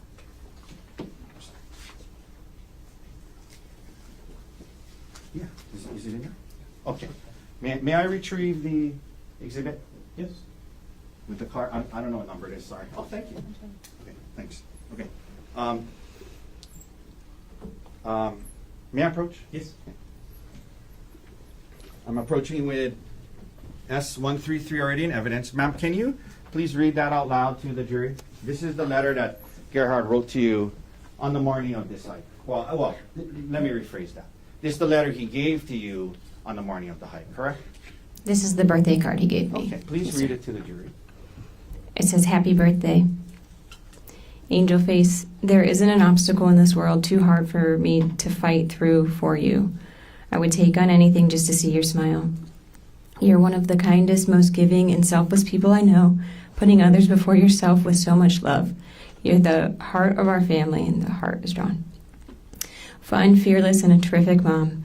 The kids and I hit the jackpot with you. Love always, G." Okay, may I approach? Okay, so that's the card he gave you the morning of the hike, right? That's right.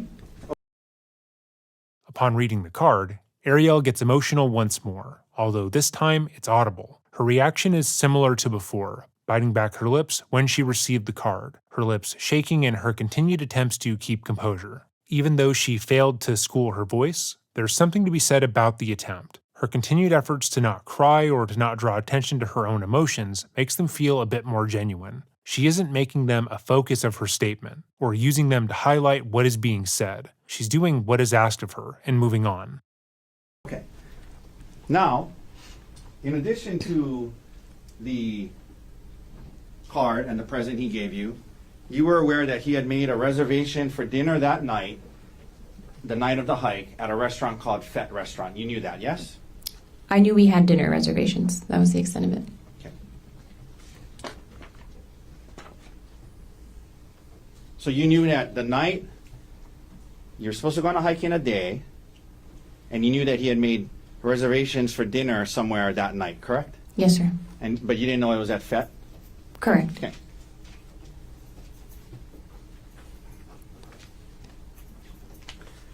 Now, after you guys went downstairs, had coffee in the morning, yes? We had coffee and breakfast in the morning. And then you head to the hike, correct? We went and got a coffee on the way out to at a different place. Okay. And then you had drive to the hike in your rent-a-car, correct? That's correct, sir. Now, this topic of life insurance came up, and the prosecutor showed you one email, but during this time period, you mentioned Gerhard was the one that kind of managed the insurance, finances, taxes, things like that, correct? Gerhardt managed our finances. That's correct. Pretty anal guy, yeah, in terms of managing that stuff, right? Kept records, had documents about retirement, and that's just how he was, right, during your marriage, yes? He was a good record keeper, yes. Yeah. And so, leading up to March, as part of you guys working through this issue, right? It's part of we're gonna be together. There was a discussion about, increasing life insurance for both of you in case something happened, to make sure that the kids were okay and the house could be paid and things like that, right? That's correct, yes. And in fact, he suggested that he would increase his life insurance to over $1 million, 1.5 million, correct? I don't remember the amount of his, but the rationale is correct. We looked at how much money we would need to keep our kids in our home, and based on our pay disparity, he would need a higher life insurance policy than I would need. Yeah, and so you remember telling the detective that yours was closer to 100 and his was closer to $1 million? Yes. Okay. So the effort to do this, he made it a point to make his way more than yours, correct? Again, based on that rationale, yes, sir. The morning of the hike, prior to heading to the hike, Gerhard showed you an email from that morning showing that the second half of his increased life insurance had been confirmed and put into effect that very morning. You remember him showing you that email? I do not, sir. Would seeing that email from that morning help to refresh your memory? Potentially, I'll look at it, sure. May I approach? I'm not going to admit it. D-116, Your Honor. Thank you. I'm going to show you this email, and I'm going to ask you if you recall seeing that the morning of the hike. And when you're done reading it, hand it back to me, and we'll read it to yourself and then hand it back to me. Do you want me to read the email itself? No, Oh, I okay. want you to read it to yourself, and then I'm going to ask you a question when you're done.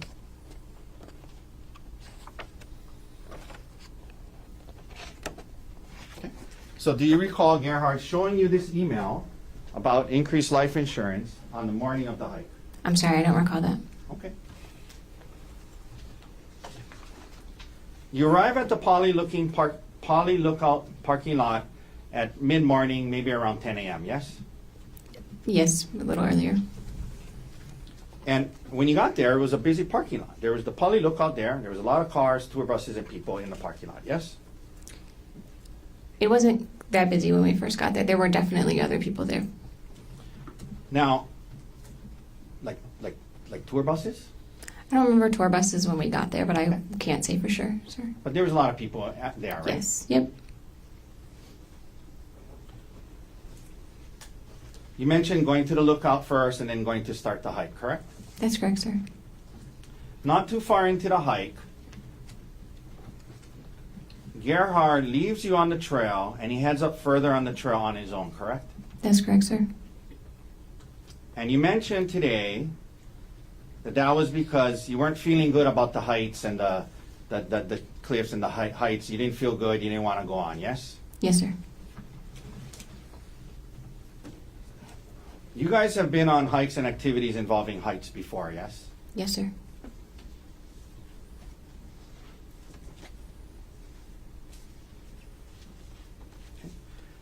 Your Honor, I'm showing Defense Counsel D-147, 149, and 156.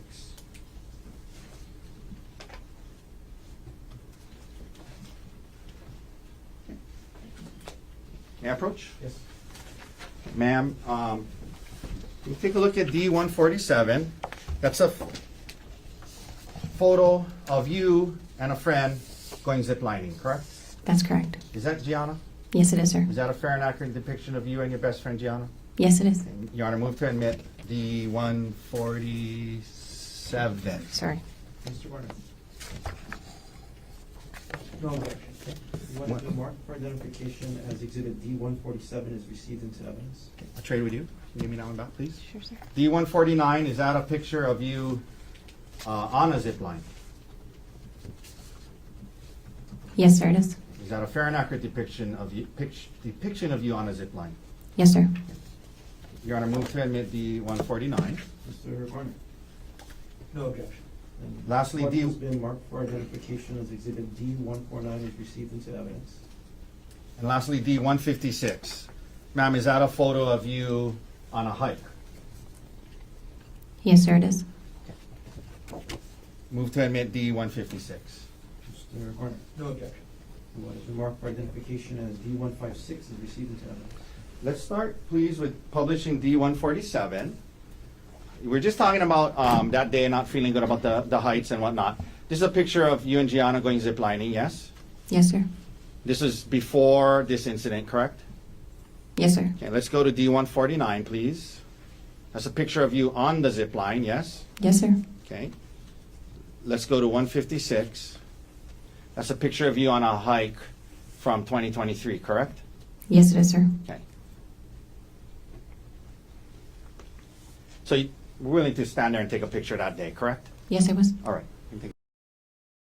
I'm not a hiker, but I'm aware that hiking is a strenuous activity. It requires your body to do a lot, and there are times where even a physically fit person would struggle and have to turn back much earlier than they believed. Maybe they just didn't eat enough that morning, or maybe they're getting over a cold, as Arielle said. She wasn't in the same place that she was prior to having her children and simply didn't feel comfortable. Her not wanting to complete a hike was her looking out for her own safety. More people should do that. Moreover, her being willing to use a commercial zip line does not mean that she would never have an issue with heights or standing on a cliff's edge. The idea that these photos negate her discomfort in the moment is nonsensical, as the majority of their arguments have been thus far. From an outside perspective, the defense is grasping at straws to make Arielle seem like she is a liar or a hypocrite. But every time they disagree, her reasoning and clarifications do make sense. She isn't becoming agitated or rolling her eyes or becoming hostile either, which helps paint her as being rational.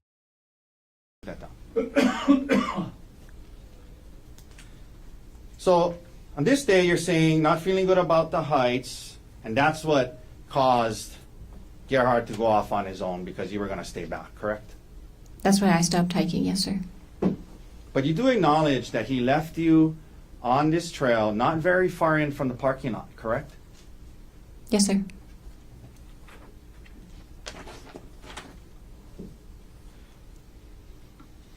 Now, You say today to this jury that you told him, I'm just going to wait here for you, right? That's correct, sir. And you're under oath today, right? Yes, sir, I am. Isn't it true when the detective interviewed about this situation, when he gets back to you, he says to you, oh, you're still here? Remember telling that to the detective? Not specifically, but that sounds accurate. Okay, well, would seeing the transcript of what you told the detective help to refresh your memory? Sure, but I don't disagree that happened. So I don't know that I need to look at it, but I will if you would like me to. Well, it depends. So, Sure, let's look at it. Okay, well, let's just, to be fair, and give you a chance to look at it, okay? Thank you. And this is D107, Your Honor, and Mr. Gardner. Page 7, lines 1 through 4.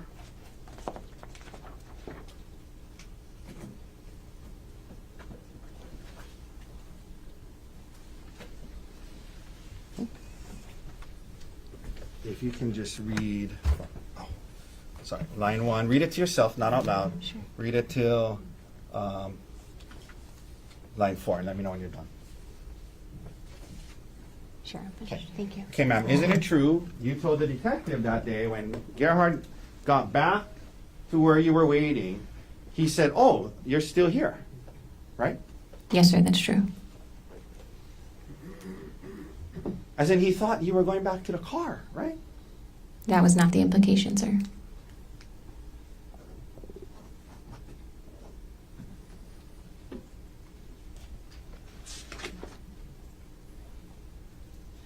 But to be clear, the area that you guys stopped was not very far in from the hike, not very far into the hike, not very far in from the busy parking lot, correct?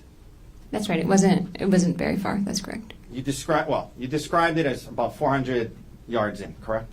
I don't think I described it that way, sir. Okay. Would seeing what you told the detective help you recall that that's how you described it? Sure. We're now going to go to D106, page 10.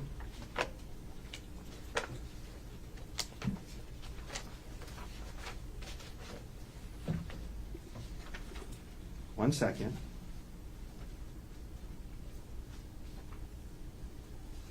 I apologize. Didn't you describe it as about a quarter mile in? That sounds more accurate, sir. Okay. I apologize. Is it- Quarter mile is 400 yards, right? I have no idea, sir. Okay. Need a calculator out. All right. But you described it as about a quarter mile in, yes? Yes, sir. Not super far up this trail from the parking lot, correct? A quarter mile. I mean, it's uphill and it's rocky, but yes, But not super far into the trail, correct? a quarter mile, sir. So now he comes back, and you say he wants to, at some point, take a selfie, correct? That's right, sir.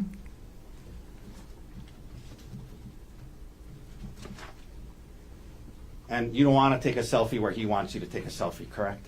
I didn't want to get too close to the edge of the cliff, sir. Yeah.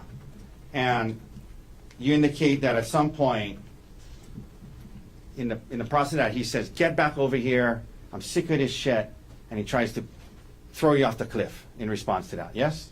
That was after the selfie, but shortly thereafter, yes. Okay.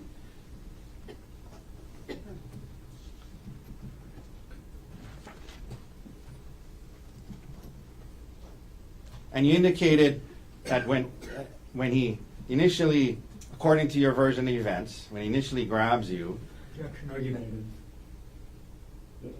Or ask the question.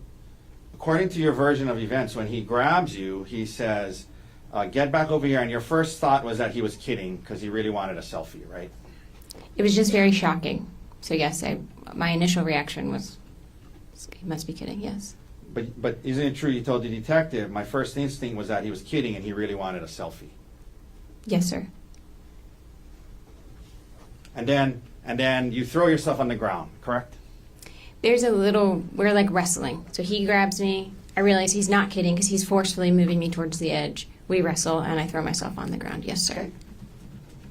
And when you did that, you were about 10 feet away from the cliff, correct? Something like that, yes, sir. And that's what you told the detective, you're 10 feet away from the cliff, yes? I think I said I was about 10 feet away from the cliff, sir. Where you end up on the ground, there were plants, shrubbery, and trees in that area between you and the cliff, correct? Yes, sir.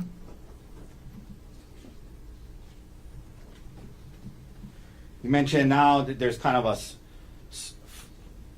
scuffle or fight going on where you're, I think you said you bit him, you're grabbing his testicles, and there's a scuffle going on, correct?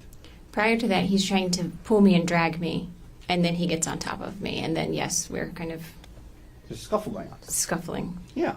And you're biting him, you're grabbing his testicles, yes? Yes, sir. Now, you said that at some point he has a syringe, correct? Yes, sir. And according to you, you did not see where he grabbed that from. Is that right? That's right, sir. 1 second, Your Honor. 1 second, ma'am.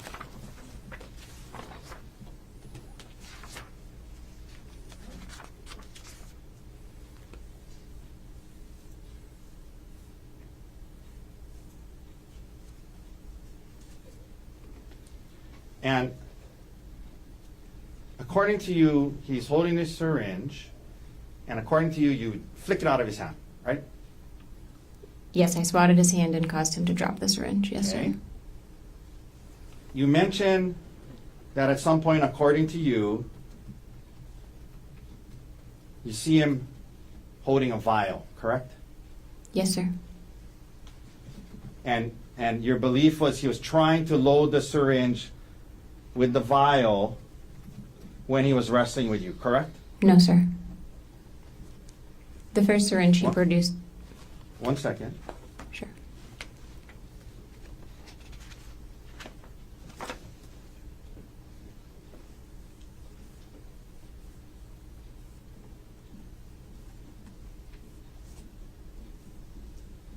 Okay. So you knocked the first syringe. He's getting the second syringe. But you think the vial is because he wants to load the syringe, right? That's right, sir. Right. According to you, this is happening while you're on top. He's on top of you. According to you, there's a kind of a scuffle going on, and he's holding a vial with one hand, reaching for another, into his bag with his other hand, and he's also covering your mouth at some point, right? Yes, sir. If I can explain, he has the vial in his right hand in a closed fist, and so he's using that arm and hand to kind of hold me down. And then when I'm trying to talk to him too, and when I start screaming, he gives up his search for the syringe with his left hand and will hold his hand over my mouth while I scream and then resume looking in Okay. his bag. So holding the syringe in one hand, No, sir. That's a vial in his hand. I'm holding the vial with one hand, holding you down with that same hand, according to you, reaching for another thing, then covering your mouth. That's what's going on, according to you, yes? When he's sitting on top of me, so his Right. weight is on me too, sir, yes. And then you guys are having a conversation as well. You discussed that, yes? I don't know that I would call that a conversation, but yes, we were. Now,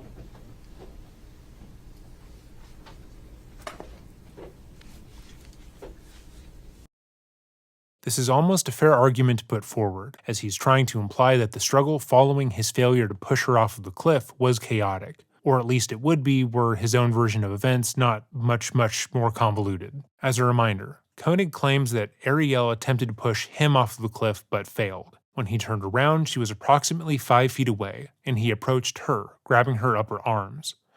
Somehow she got them on the ground, wrapped her legs around his torso, keeping him there, and began screaming for help as if she were the one being attacked. She was holding onto him with both arms, and he was able to remove one of his from her grip, at which point she grabbed him by the testicles, located a large lava rock, and began bashing him in the head with it. This is remembering, of course, that he was uninjured, and none of his DNA was found on the rock. Between the two, Arielle's story feels more plausible. It also happens to be directly in line with the physical evidence and the eyewitness statements.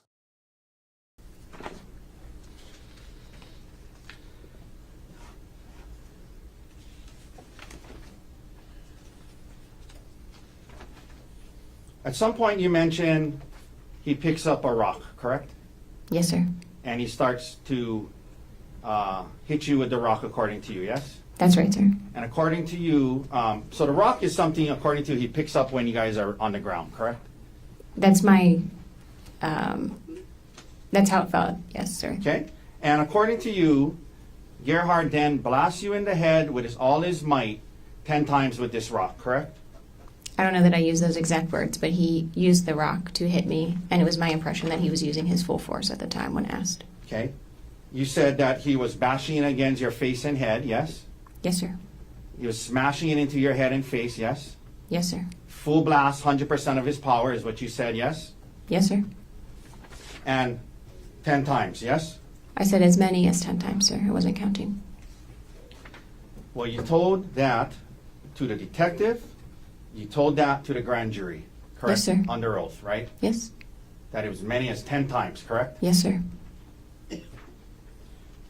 Your head, forehead, and eye is what you said, yes? That's right, sir.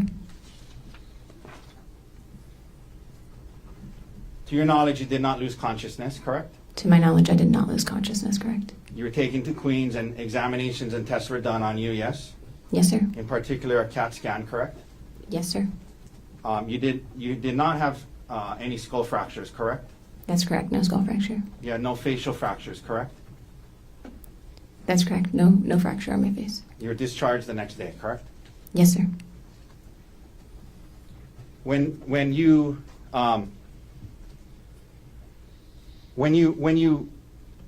started to head towards where the witnesses were, Gerhard didn't come after you, correct?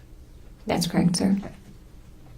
And they help you down the mountain, and towards the bottom, you actually stand up and walk for the bottom part to get to the wall with their assistance, right? I didn't really walk there. I was holding on to both. I was more carried than walking. But yes, I was Well- upright. Okay, you were more carried than walking. Is that your testimony? Yes, sir. But you were standing on your 2 feet walking, correct? I was upright. Okay. You were standing on your 2 feet and moving, correct? Downwards, right? With their support. Sure. You were coherent and able to answer questions when the first officer got there, yes? I don't know if I spoke to an officer. I recall talking to an EMT at the bottom. Okay. When you mentioned when the witnesses got there and you're crawling away, you said Gerhard was standing there staring, right? Yes, sir. He was sort of frozen. Yeah. So he saw you, conscious and alive, crawling away, talking and yelling to the witnesses. He saw that, right? Yes, sir.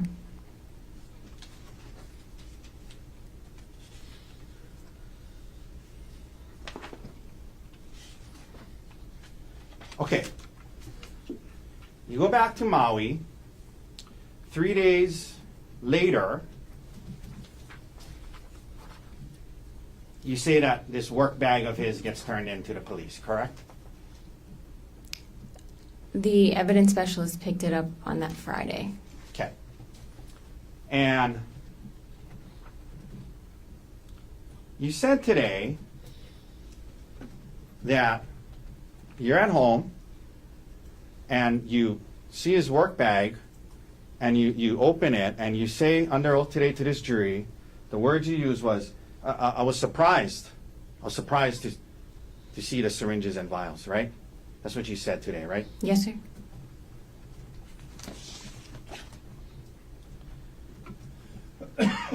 You were aware that work bag was something he kept with him at home and would take to and from the hospital every day. You were aware of that before this incident, correct? Yes, sir. Okay. And in fact, you were aware that he would bring syringes and vial, lidocaine and other stuff and have it at home in case of emergencies, right? Yes, sir. Okay. You knew that before you discovered this work bag, correct? Yes, sir.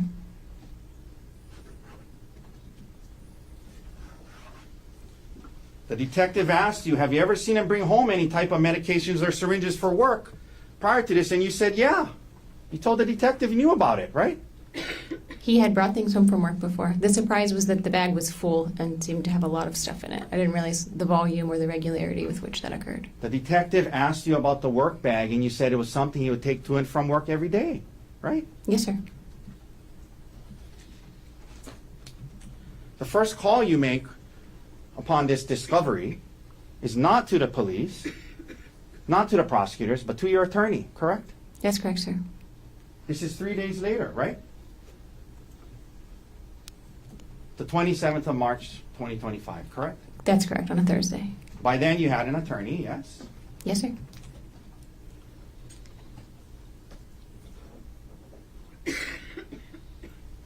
First call you make is to your attorney. He says, we're going to introduce this into the case, and he calls the police, correct? I'm not sure. He says it's relevant. We need to have the police come get it. It's probably relevant. This is a completely normal thing to have happened, and it's something we've seen when reviewing police records and court documents all the time. In the immediate aftermath of a violent crime, it's hard to differentiate what is and is not relevant to the investigation, and oftentimes a victim's initial trauma response leads them to providing too much information to the police. More often than not, the police will advise the victim to talk to a lawyer before providing them with any further information, especially if that person has made it a habit of giving them information they don't need. Arielle wanted to verify that what she found was relevant to the case before talking to the police, because she didn't want to waste their time and resources.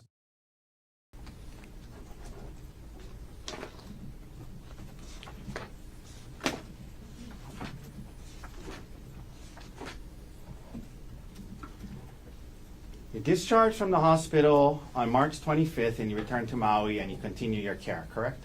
That's right, sir. And we mentioned by the March 27th you had an attorney, yes? Yes, sir. On March 31st, you go to see your primary care doctor on Maui, Dr. Joanna Yun, correct? Or Yun, correct? That sounds right. The date, I'm not certain of, but thereabouts, for sure. She was your primary care doctor, yes? Yes, for You sure. had a doctor-patient relationship with her from before this incident, correct? Yes, sir. She examines you, discusses your symptoms, and during that visit, correct? Yes, sir. She comes up with well, could you actually access your, that was with Kaiser, correct? Yes, sir. Could you access your Kaiser records at that time online? I'm sure I could. Yes, sir.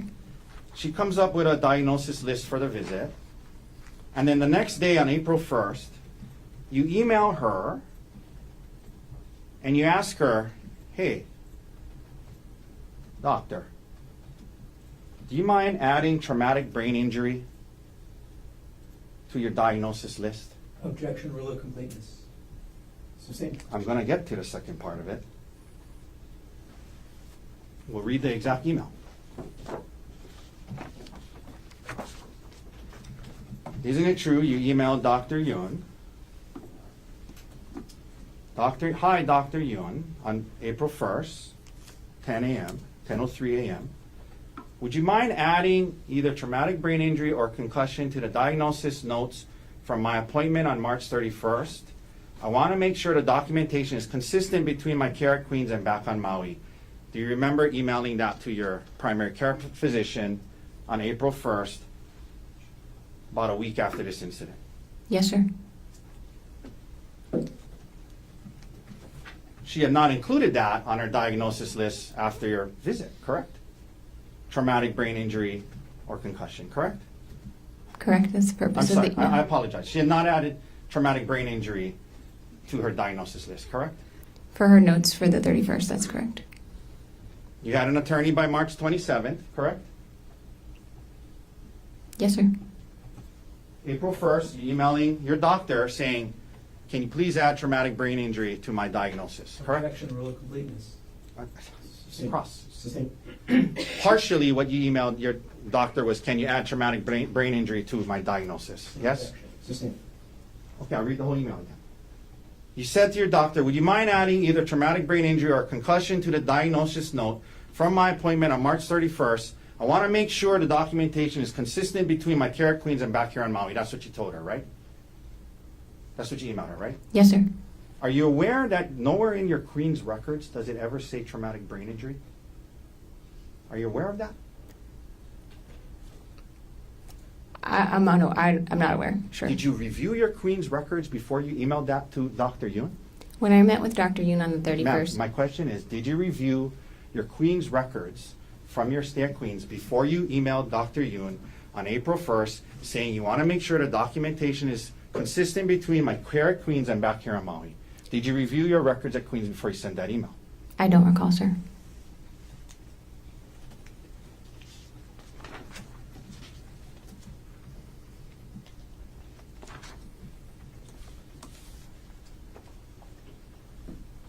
Ma'am, following the incident, prior to the incident, you and Gerhard had joint bank accounts together, correct? Yes, sir. Joint meaning they belong to both of you, yes? Yes, sir. For example, you had a joint saving account with Gerhard with Capital One, yes? Yes, sir. And you admit that back then Gerhard made more money than you, correct? Yes, sir. More of the money in the joint account was from his earnings than yours, yes? Yes, sir. In other words, he put more money into that account than you did, correct? Yes, sir. On March 27th, 3 days after the incident, you went on, I'm assuming, let me ask you this way. You opened up an individual checking account only in your name, without Gerhard being on that, and you moved $123,515.38 from the joint account that belonged to both of you, and you moved that money into your individual account, correct? I moved a large amount of money. The exact dollars I'm not sure of, but it is in that ballpark, sir. In the ballpark of 120, 130 grand, right? For sure, yes, sir. And you didn't ask Gerhard's permission to do that, did you? That's correct, I did not. Now, you didn't take half of it and leave half of it for him, did you? No, sir. Okay. Is that something you did online, Yes, sir. in front of a computer, Yes, sir. logged on, Yes, sir. created your own new account, I made a new bank account. Yes, sir. online, right? Yes, sir. Okay. 3 days after the incident, correct? Yes, sir. Did that by yourself, right? Yes, sir.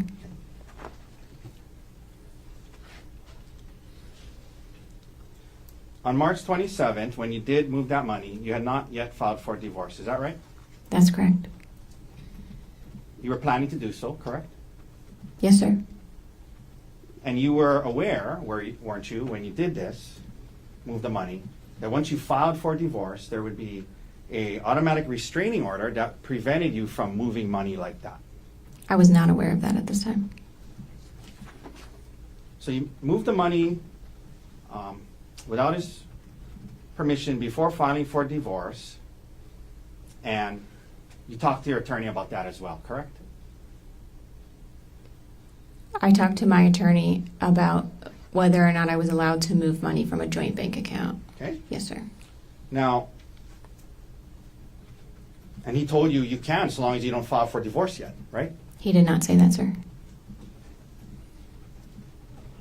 Later on, when you were asked about this, you indicated to the prosecutors that you did it because, in part, there was a need to pay back your parents $85,000 from a loan that they had given you and Gerhard, correct?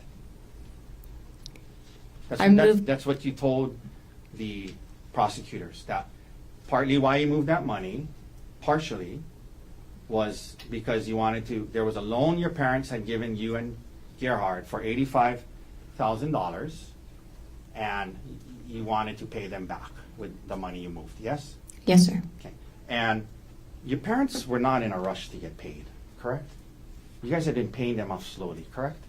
Prior to this, we had been paying them off slowly. That's correct, sir. And in fact, isn't it true that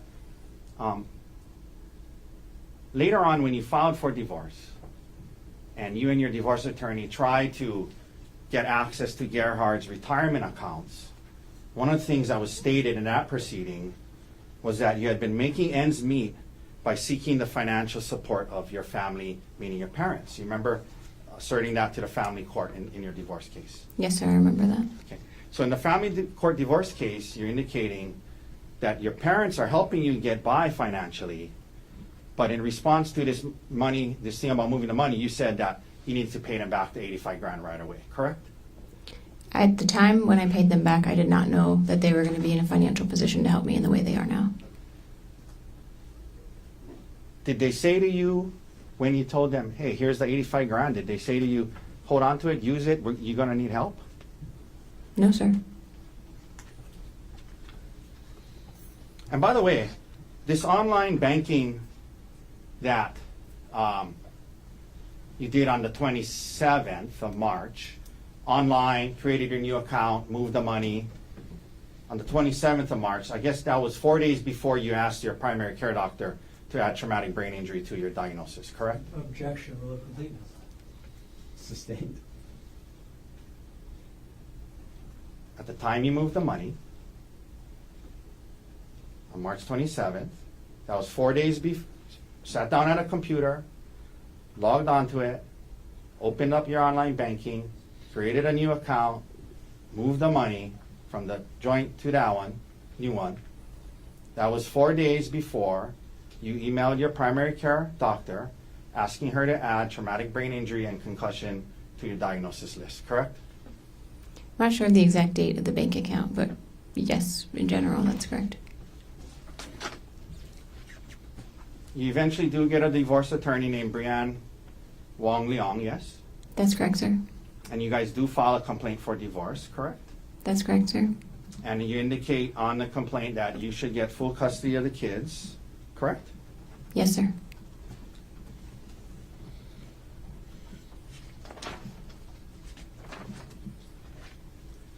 Emil, his son, your stepson, continues to live with you to this day, yes? That's correct, sir. A couple of things stand out here. Firstly, her moving finances makes sense, but is one of the first times that we can state that her actions could be perceived as being suspicious. On redirect later, we'll be given a bit more context behind her decision, so we'll wait to comment further on that. Konig's attorney would claim in his opening statement that this entire plot set forth by Arielle was done because she didn't want knowledge of her affair becoming public, but also that she didn't want to get divorced. Smart as she is, she knew that she would likely have to share custody with Konig, that she would be forced to downgrade her lifestyle and would no longer have access to their finances. And she couldn't handle that. So she plotted to either kill him or make it look like he had killed her. But again, that doesn't align with any of the evidence. She wasn't the one poring over their financial records late at night. She hadn't been the one who had progressively gotten angrier and angrier about the affair as time went on. And she wasn't the one that witnesses saw attack her spouse. That was Konig. One could say that she had a personal, emotional, and financial motive to kill her husband. But they would also have to agree that Konig had the same motive, and that all the evidence, though, points his way. While the case was pending,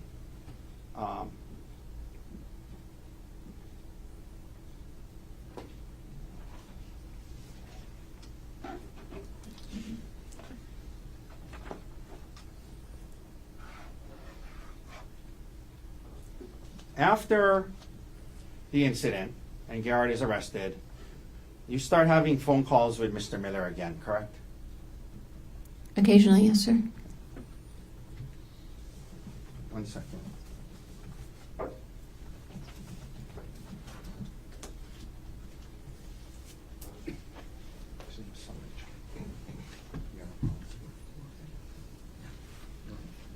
Your Honor, at this time, we'd like to admit D-184. It's a summary chart from the phone records of Ms. Konig in this case, D-184. I believe the prosecutor had a chance to examine it for accuracy. Mr. Warner, with respect to the proffer, No objection. it has been marked for identification as Exhibit D-184 is received into evidence. May I approach? Yes. Ma'am, I'm approaching you with what's called D-184. I'll represent to you that from your phone records in this case, a summary chart was made that summarizes what was in your phone records. And if you could please turn to what is the third page.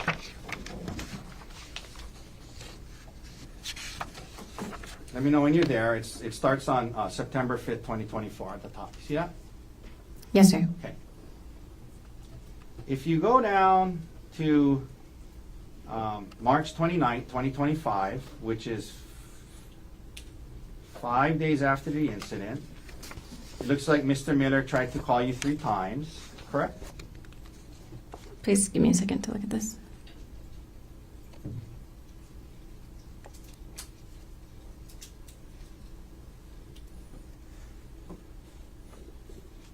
Some of them don't look different. I'm not sure what the Oh, I columns are. apologize. You know what, you might be right. He attempts to, it's repetitive, but he tries to call you on the March 29th, 2025, yes? That's correct. March And then- 29th. And yes. then at 23:51, it looks like the two of you have a 13-minute phone call, yes? At least according to the phone records, right? Just a second, please. Number, if you go to the left-hand marking, number 620. Yes, sir. And that was with his personal cell phone, correct? I'm not sure which numbers, but how it's marked, that's how it seems. And then, again, on April 22nd, there's another call that's 31 minutes, 36 seconds long on 8:14, correct? Yes, sir. Okay, and then there's other calls, but that's all the ones I'm gonna talk about right now. You can hand that back to me. Thank you, sir.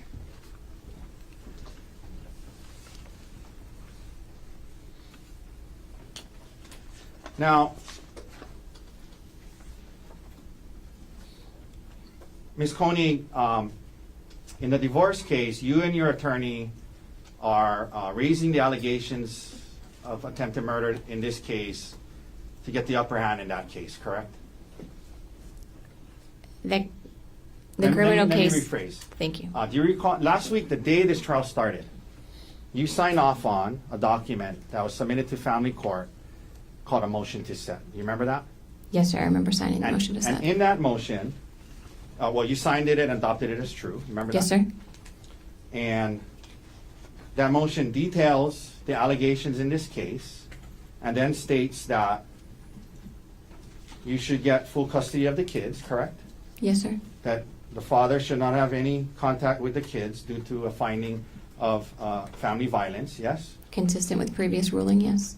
That you should keep your retirement and get half of his, right? Yes, sir. That you should keep the house, right? Yes, sir. There's a cut in the footage here, so we don't know exactly what was said, but there's a clear implication in his words. His intention is to make the jury believe that she is only accusing Konig of attempted murder, not because he attempted to murder her, but because she wants full custody of their children, as well as to keep their home and complete access to their finances, which he frames as being a bad thing, which is beyond ridiculous. If your spouse attempts to kill you, it goes without saying that this is not a person you can safely interact with. That is not someone that you can trust with your children because they have obviously already shown they're willing to kill you or fatally wound you out of spite and malice. So why would they not do so to your children? What would possibly prevent them from making that leap? Maybe love, but probably not, because they probably already said that they loved you at one point anyways. We will be going over Konig's testimony in the next video. But it should be noted that after he testified that she attacked him and tried to kill him, he still wanted to cooperate and share custody with Arielle, which is an outrageous statement to make. Arielle, by contrast, cares about their children and doesn't want someone who has tried to murder another family member to have access to them. That doesn't make her a bad or evil person. It makes her intelligent and protective.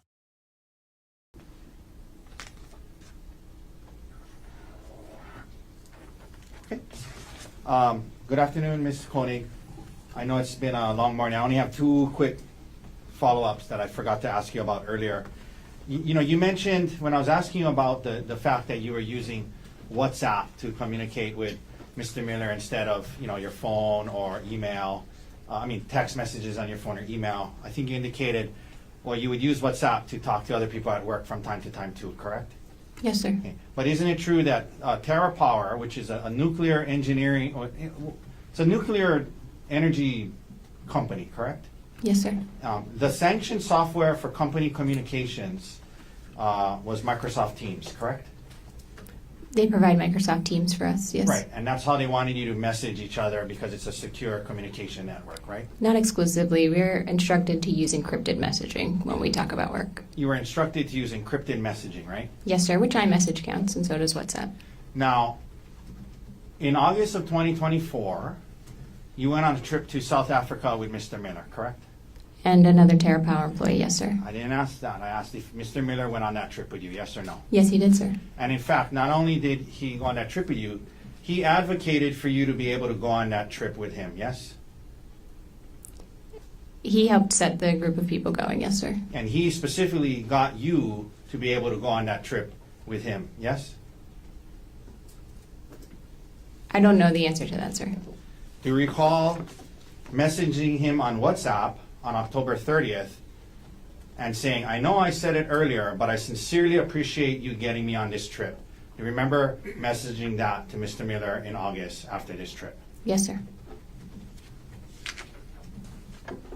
No further questions. Thank you, Ms. Konig. Thank you. It's difficult to put into words how well Arielle did here because she kept her poise, even when the defense attorney did not. She was able to maintain a level of professionalism that weakened their arguments, making them look borderline foolish, which is not helped by the fact that their case has virtually no supporting evidence. But had Arielle reacted differently, it could have caused the jury to pause. She wasn't defensive about her relationship with Jeff. She didn't get agitated when sensitive subjects were brought up. And she was able to add context where it was needed, without coming across as trying to absolve herself of any wrongdoing.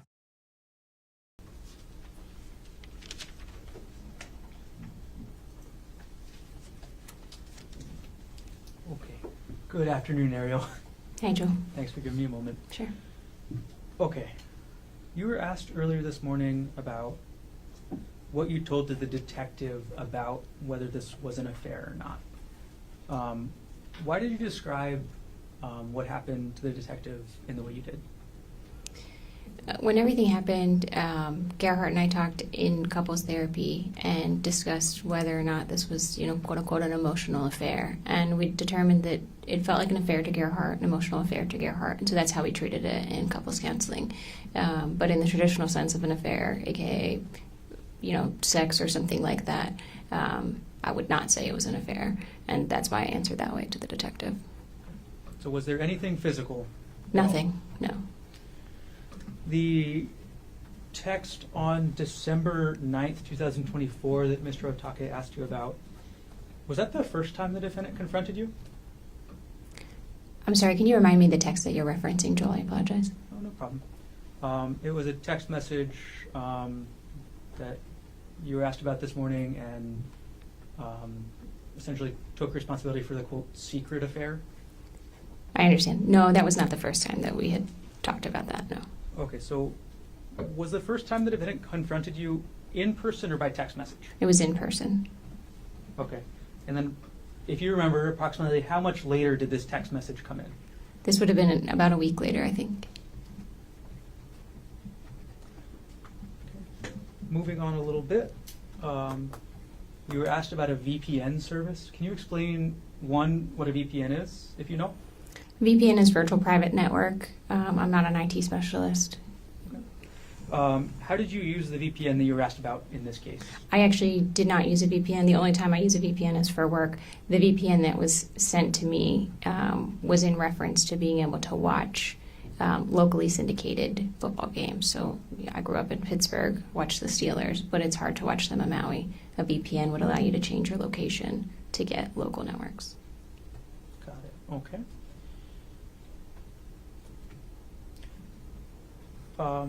Going back to this confrontation about this quote, emotional affair, who did the defendant tell first? He told Bryant and Gianna we were out having a drink, and I went to the restroom, and he told them. He basically said Ari's having an affair. How did you feel about that? I just felt, like I said, unfair because I would have liked to talk to Gerhardt about it first. And you were asked something about giving up your privacy earlier this morning after the defendant confronted you about this affair. What did you mean by that? After this Gerhardt oftentimes would either have my phone or would go through my phone regularly, look through my messages, my email, things like that. That's where I was giving up privacy, just allowing him access to my digital communications. And how long did that last for? I would say weeks. By the end of December, did you have your phone back? Yes, and honestly, it was just the beginning of December where I didn't have my phone most of the time. By the end of December, I had my phone. It would just be that he would go through it. And how long did the defendant keep going through your phone after this came out? I don't recall. I think maybe periodically, still in January, potentially.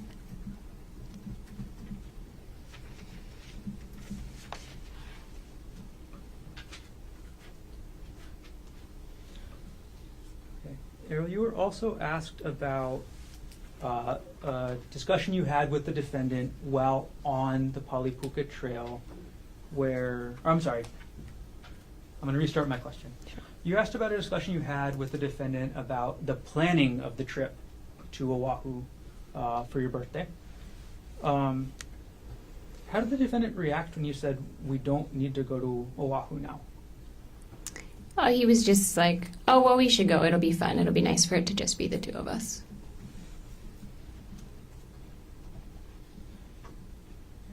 Just a couple more things to follow up on. You were asked this morning on cross-examination about, and you said something to the effect of wanting to keep the kids in the house. Could you explain that for us? Yes, just after everything happened, wanting to be able to provide the same life that they were having, right? You know, they already went through a traumatic situation, so just making sure that they could continue to live in that home for as long as possible. That's Okay. what I was referencing. And this is hypothetical with regards to the life insurance, right? I'm sorry, yes, this was the planning around life insurance and kind of the methodology that went into coming up with the life insurance amounts was making sure that should either of us not be earning money, we could still afford to keep the house that we have on Maui and keep our kids there. How important was it to you to keep your children at that house on Maui? Objection irrelevant, beyond the scope. Overruled. Very important. But, you know, that was the basis for us really working on our marriage and, you know, for a lot of the things, you know, trying to keep the kids stable.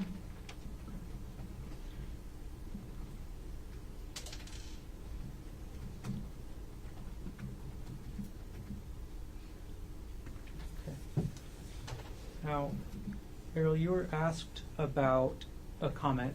This time I'm asking the correct question. You were asked about a comment made on the trail where the defendant told you, oh, you're still here. And what was the context of that? Oh, yeah. Whenever this is referencing when I decided not to continue on the hike and Gerhardt went up and continued to hike a little bit, when he went up the hike, there was never an implication or discussion that I would go back to the car. It was that I was going to wait for him there on the hike. So him saying, oh, you're still here, was maybe like, thought I was going to maybe look around and explore a little bit from where I was. Your Honor, calls for speculation. It's what she was thinking. So overruled. It's what she's thinking, he was thinking. Is that speculation? Overruled. I'll keep us going forward as well. Okay, you were asked on cross-examination about the number of times that the defendant struck you with a rock. Do you know the exact number? No, sir.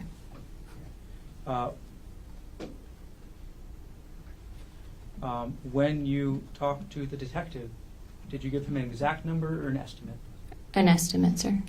And what was the exact words that you were asked about and used? As many as 10 times. I said he hit me as many as 10 times. And you were asked this morning about being hit in your head. So let's go over. Where were you hit? Where did the defendant hit you with the rock? I was struck on my right eye. I had a laceration down to the skull above my eyebrow here. And then all over my head, I had a large laceration that went back here and down here. So I was hit kind of all in this area. Were any of your other body parts hit? Yes, my left hand was hit where I was... Objection. beyond the scope. Overruled. My left hand was hit where I was blocking my face from the rock, and so I had a distal fracture, which is basically like the end of the I'm going thumb. to pause you there. Sure. Um, Okay. Okay.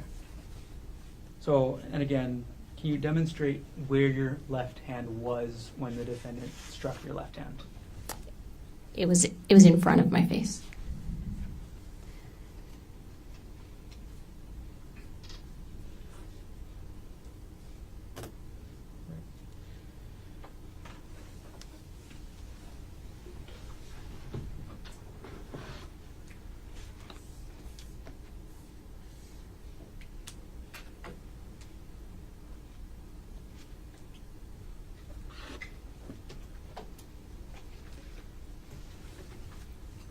Okay, I'm going to show defense counsel what will be marked as state's exhibit number 88, previously provided, and I'm going to ask to approach.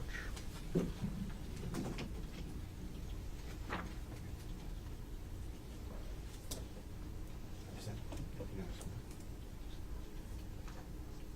Oh, okay. May I approach? Yes. Sorry, what number is that? State's 88.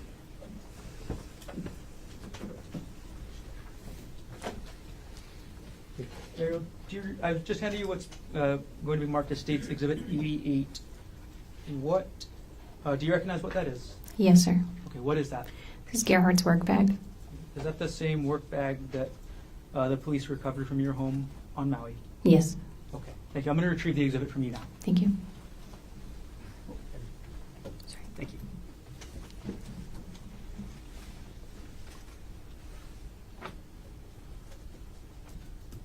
All right, my next section of questions has quite a few follow-ups, Arielle. The bank accounts. Okay, you were asked about withdrawing money from a bank account. Approximately how much money did you withdraw? It's about $123,000, I believe. And why did you withdraw that money? Withdrew it so that I could continue to pay bills to keep my kids in their house, as we talked about previously. And how did you withdraw that money, like the mechanics of how? As discussed before, I created a bank account online and moved the money. Okay. Did you log in through the defendant's account to do so? No, sir. Whose account did you log into to move that money? My account. And what type of account was it again, joint or separate? The account I logged into was a joint account. I moved it to a separate account.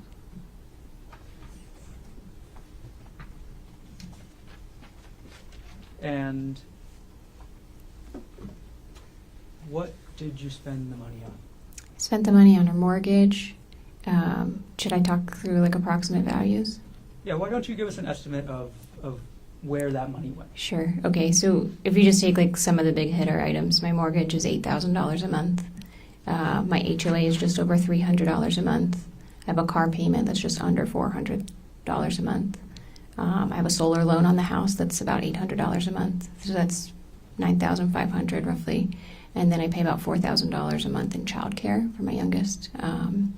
So that's $13,500 a month. So in 10 months, that's $135,000. Okay.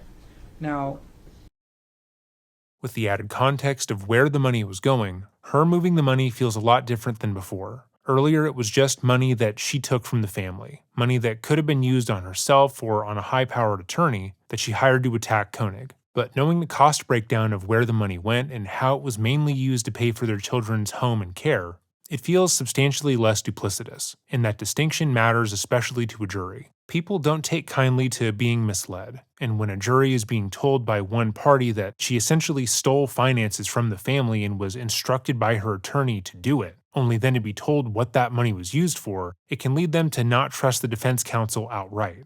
These are people purposely lying to them, leaving out context to lead them to a faulty conclusion. Sure, what they said was technically accurate, but that technically doesn't matter if it hurts the jury's ability to trust what you're saying. you were asked about a loan that you paid back. Can you explain that? Yes, Gerhardt and I had previously taken a loan from my parents, a personal loan, to pay back costs associated with a home construction project we did in Pittsburgh. And so it was kind of a long-standing loan from them. And at the time, I wasn't sure what was going to happen financially, and I wanted to make sure that their retirement wasn't going to be impacted by this. When you say at the time, Right after the attack and everything. and did you settle any other debts? I did. I paid off Gerhardt's outstanding credit card balances, just so those wouldn't be overdue again. That was joint marital debt, so I tried to pay down joint marital debt. Okay. Do you remember how much of that joint marital credit card debt you paid off? I don't remember the values. I apologize. Okay. If you were to see your bank statements again, would you be able to remember? Yes. Okay. I'm going to approach with what's been marked as states 156.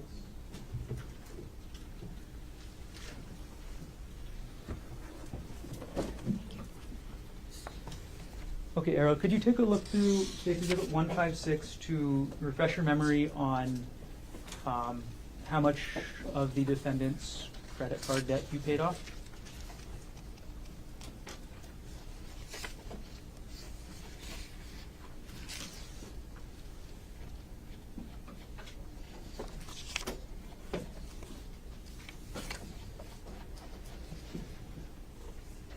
And when you've reviewed, let me know.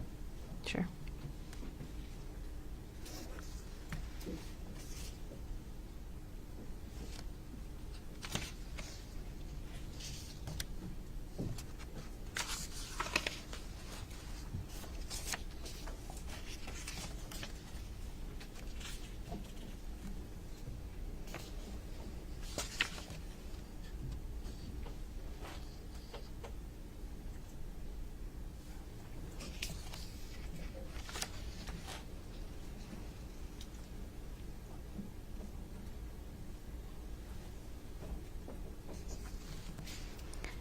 There's one for. I'm sorry. Have you reviewed the exhibit? Yes, Is I your have. memory refreshed? Yes. Okay, I'm going to come collect the exhibit from you, and I'll ask you the same question again. Okay. I'm collecting State's Exhibit 156. Okay, Arielle, how much of the defendant's credit card debt did you pay off? There's approximately $5,000, and just for the sake of completeness, at least I think one of those credit cards I was an authorized user on, so I don't want us to mischaracterize it and say it was his.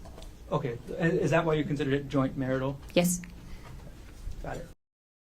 This one addition to her statement serves to demonstrate a degree of professionalism and character that is uncommon to say the least. Arielle had the opportunity to make herself look like a strictly noble individual, paying down some of his debts even after the attack, but she adds a clarification that she was an authorized user of the card. Therefore, she also stood to gain from paying the debt. She, of her own volition, refused to take undue credit. That makes her feel more trustworthy, especially when compared to the defense. Okay. Last section of questions. The divorce, Arielle. You were asked about a motion to set trial for divorce. Is that right? Yes, sir. And you were asked about your request for full custody of the children. Yes. Why did you request full custody of the children? They're in my care now, and we had a hearing last year sometime, and a judge ruled that I should have sole temporary custody. The temporary. Sure. And on that motion, and you testified this morning, you actually reviewed the motion to set you were asked about? Yes, sir. Okay. In the section on page 11 of 28, or bait stamp 758, did that state, upon conclusion of the criminal trial against father, this matter may be readdressed when discussing physical custody of the children? Yes, sir. Okay, so do you intend to have physical custody of the children forever? I intend to work through the courts to determine that. And with regards to your request for the house and the retirement accounts, why did you request those? The house also comes with a mortgage against it, so I basically requested that I have kind of the current state of things in Maui. So it's a house with a mortgage and a solar loan. again, to try to keep my children in a stable environment. That's the house that they're used to living in, and the school district that they're used to, and the neighborhood they're used to. And then the split of the retirement account was, again, based on discussions with my divorce attorney and what would be reasonable in lieu of any kind of child support. I'm sorry. I thought we were getting to hearsay, but that's fine. Okay.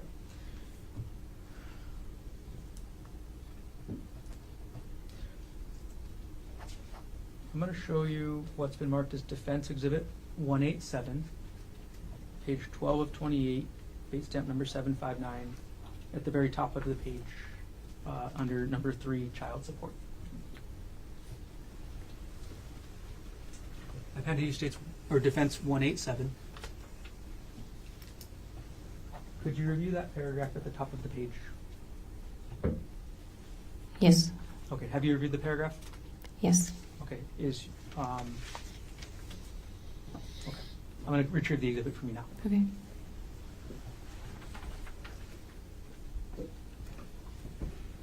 Arielle, why did you request the house and the defendant's part of the defendant's retirement accounts?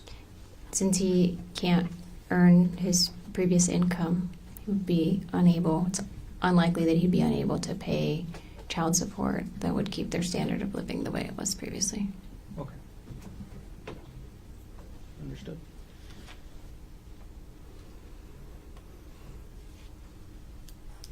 Last things. Several times this morning in your testimony, what happened up on the Pali-Puka Trail has been characterized as a scuffle. Is that a fair characterization? I consider scuffle to be like a back and forth, like a wrestling thing. So it depends on the context. I mean, I would call it an attack versus a scuffle. When you were fighting back on March 24, 2025, what were you fighting for? My life and the ability to see my kids again. Thank you. No further questions.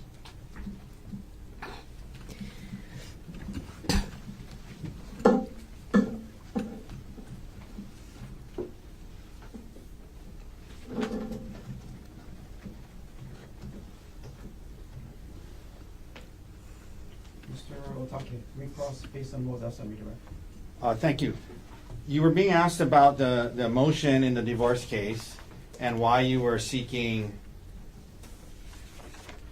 child support, or why you were seeking the house and his retirement, and you said because he can't earn his same income. And what you wrote in, what was written in the report is that because he's incarcerated, correct?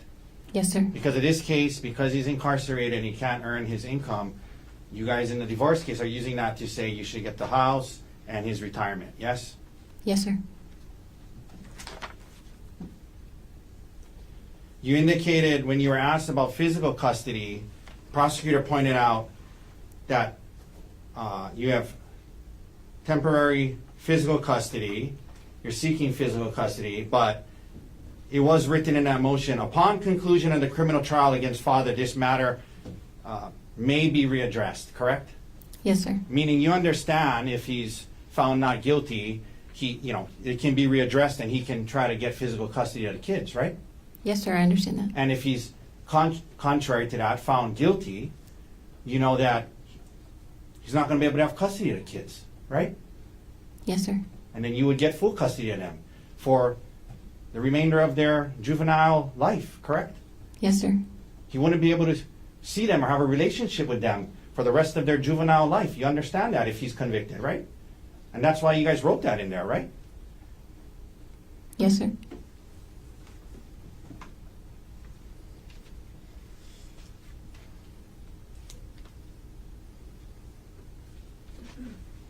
Because of him being incarcerated.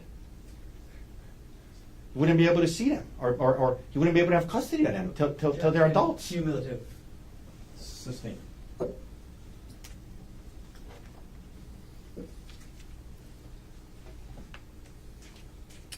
You and your divorce attorney are using the allegations in this case as a basis to ask for certain things in the divorce and custody case, correct?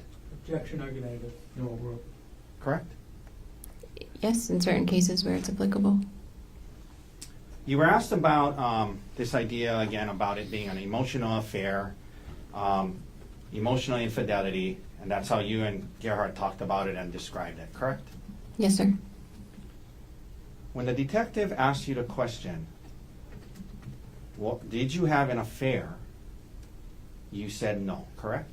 That's correct, sir. You didn't say, well, sir, we didn't have sex, but we've been talking about it as an emotional affair. You could have said that, but you didn't, correct? That's correct. I did not say that. You described it to the detective as some flirty text messages, correct? That's correct. That's what it was. To this day, in front of this jury, that's how you're still describing it.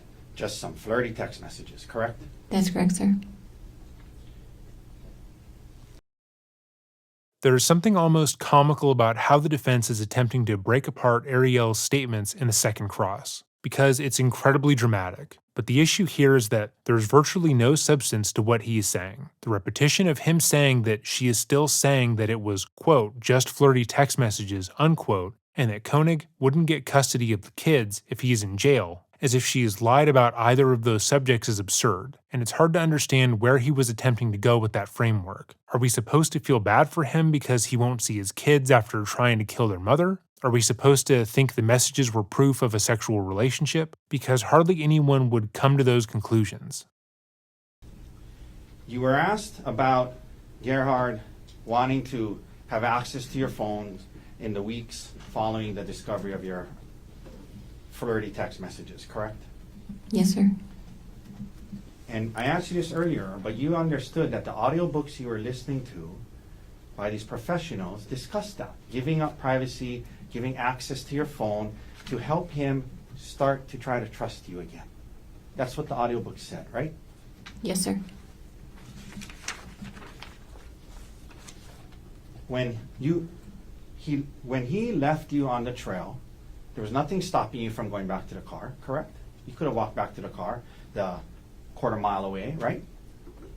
I wouldn't have done that. Well, I'm just saying, was there anything stopping you from doing that? Nothing was physically stopping me from doing that. The expectation with Gerhardt was not that I was going to leave That's him what there. I mean. You're right. There was nothing physically stopping me from going back to the car. You're right. And let's talk about what was it, your expectation in your head and not others, okay? Because when he got back, whatever you think he meant, the words that he used were, oh, you're still here, right? Yes, sir.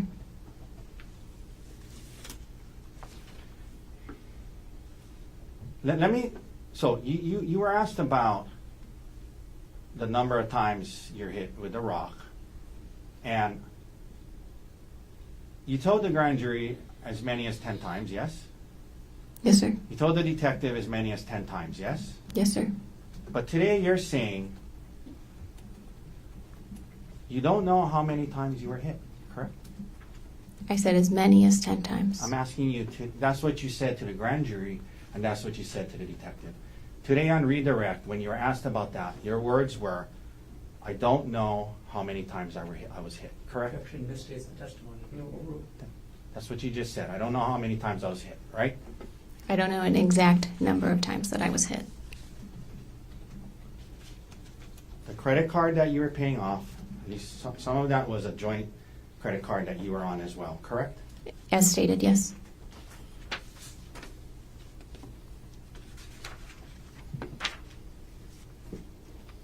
Thank you, ma'am. No further questions. Thanks, sir. Any other questions? No, thank you. Ms. Konig, thank you very much for being here. You can sit down. Again, watch that first time. Thank you, Your Honor. And with that, both the defense and prosecution rested. But that is not where the case ends. As mentioned, we'll be uploading part 2 of our coverage, going over Konig's direct examination soon, so keep an eye out. Have a great day and remember, stay safe.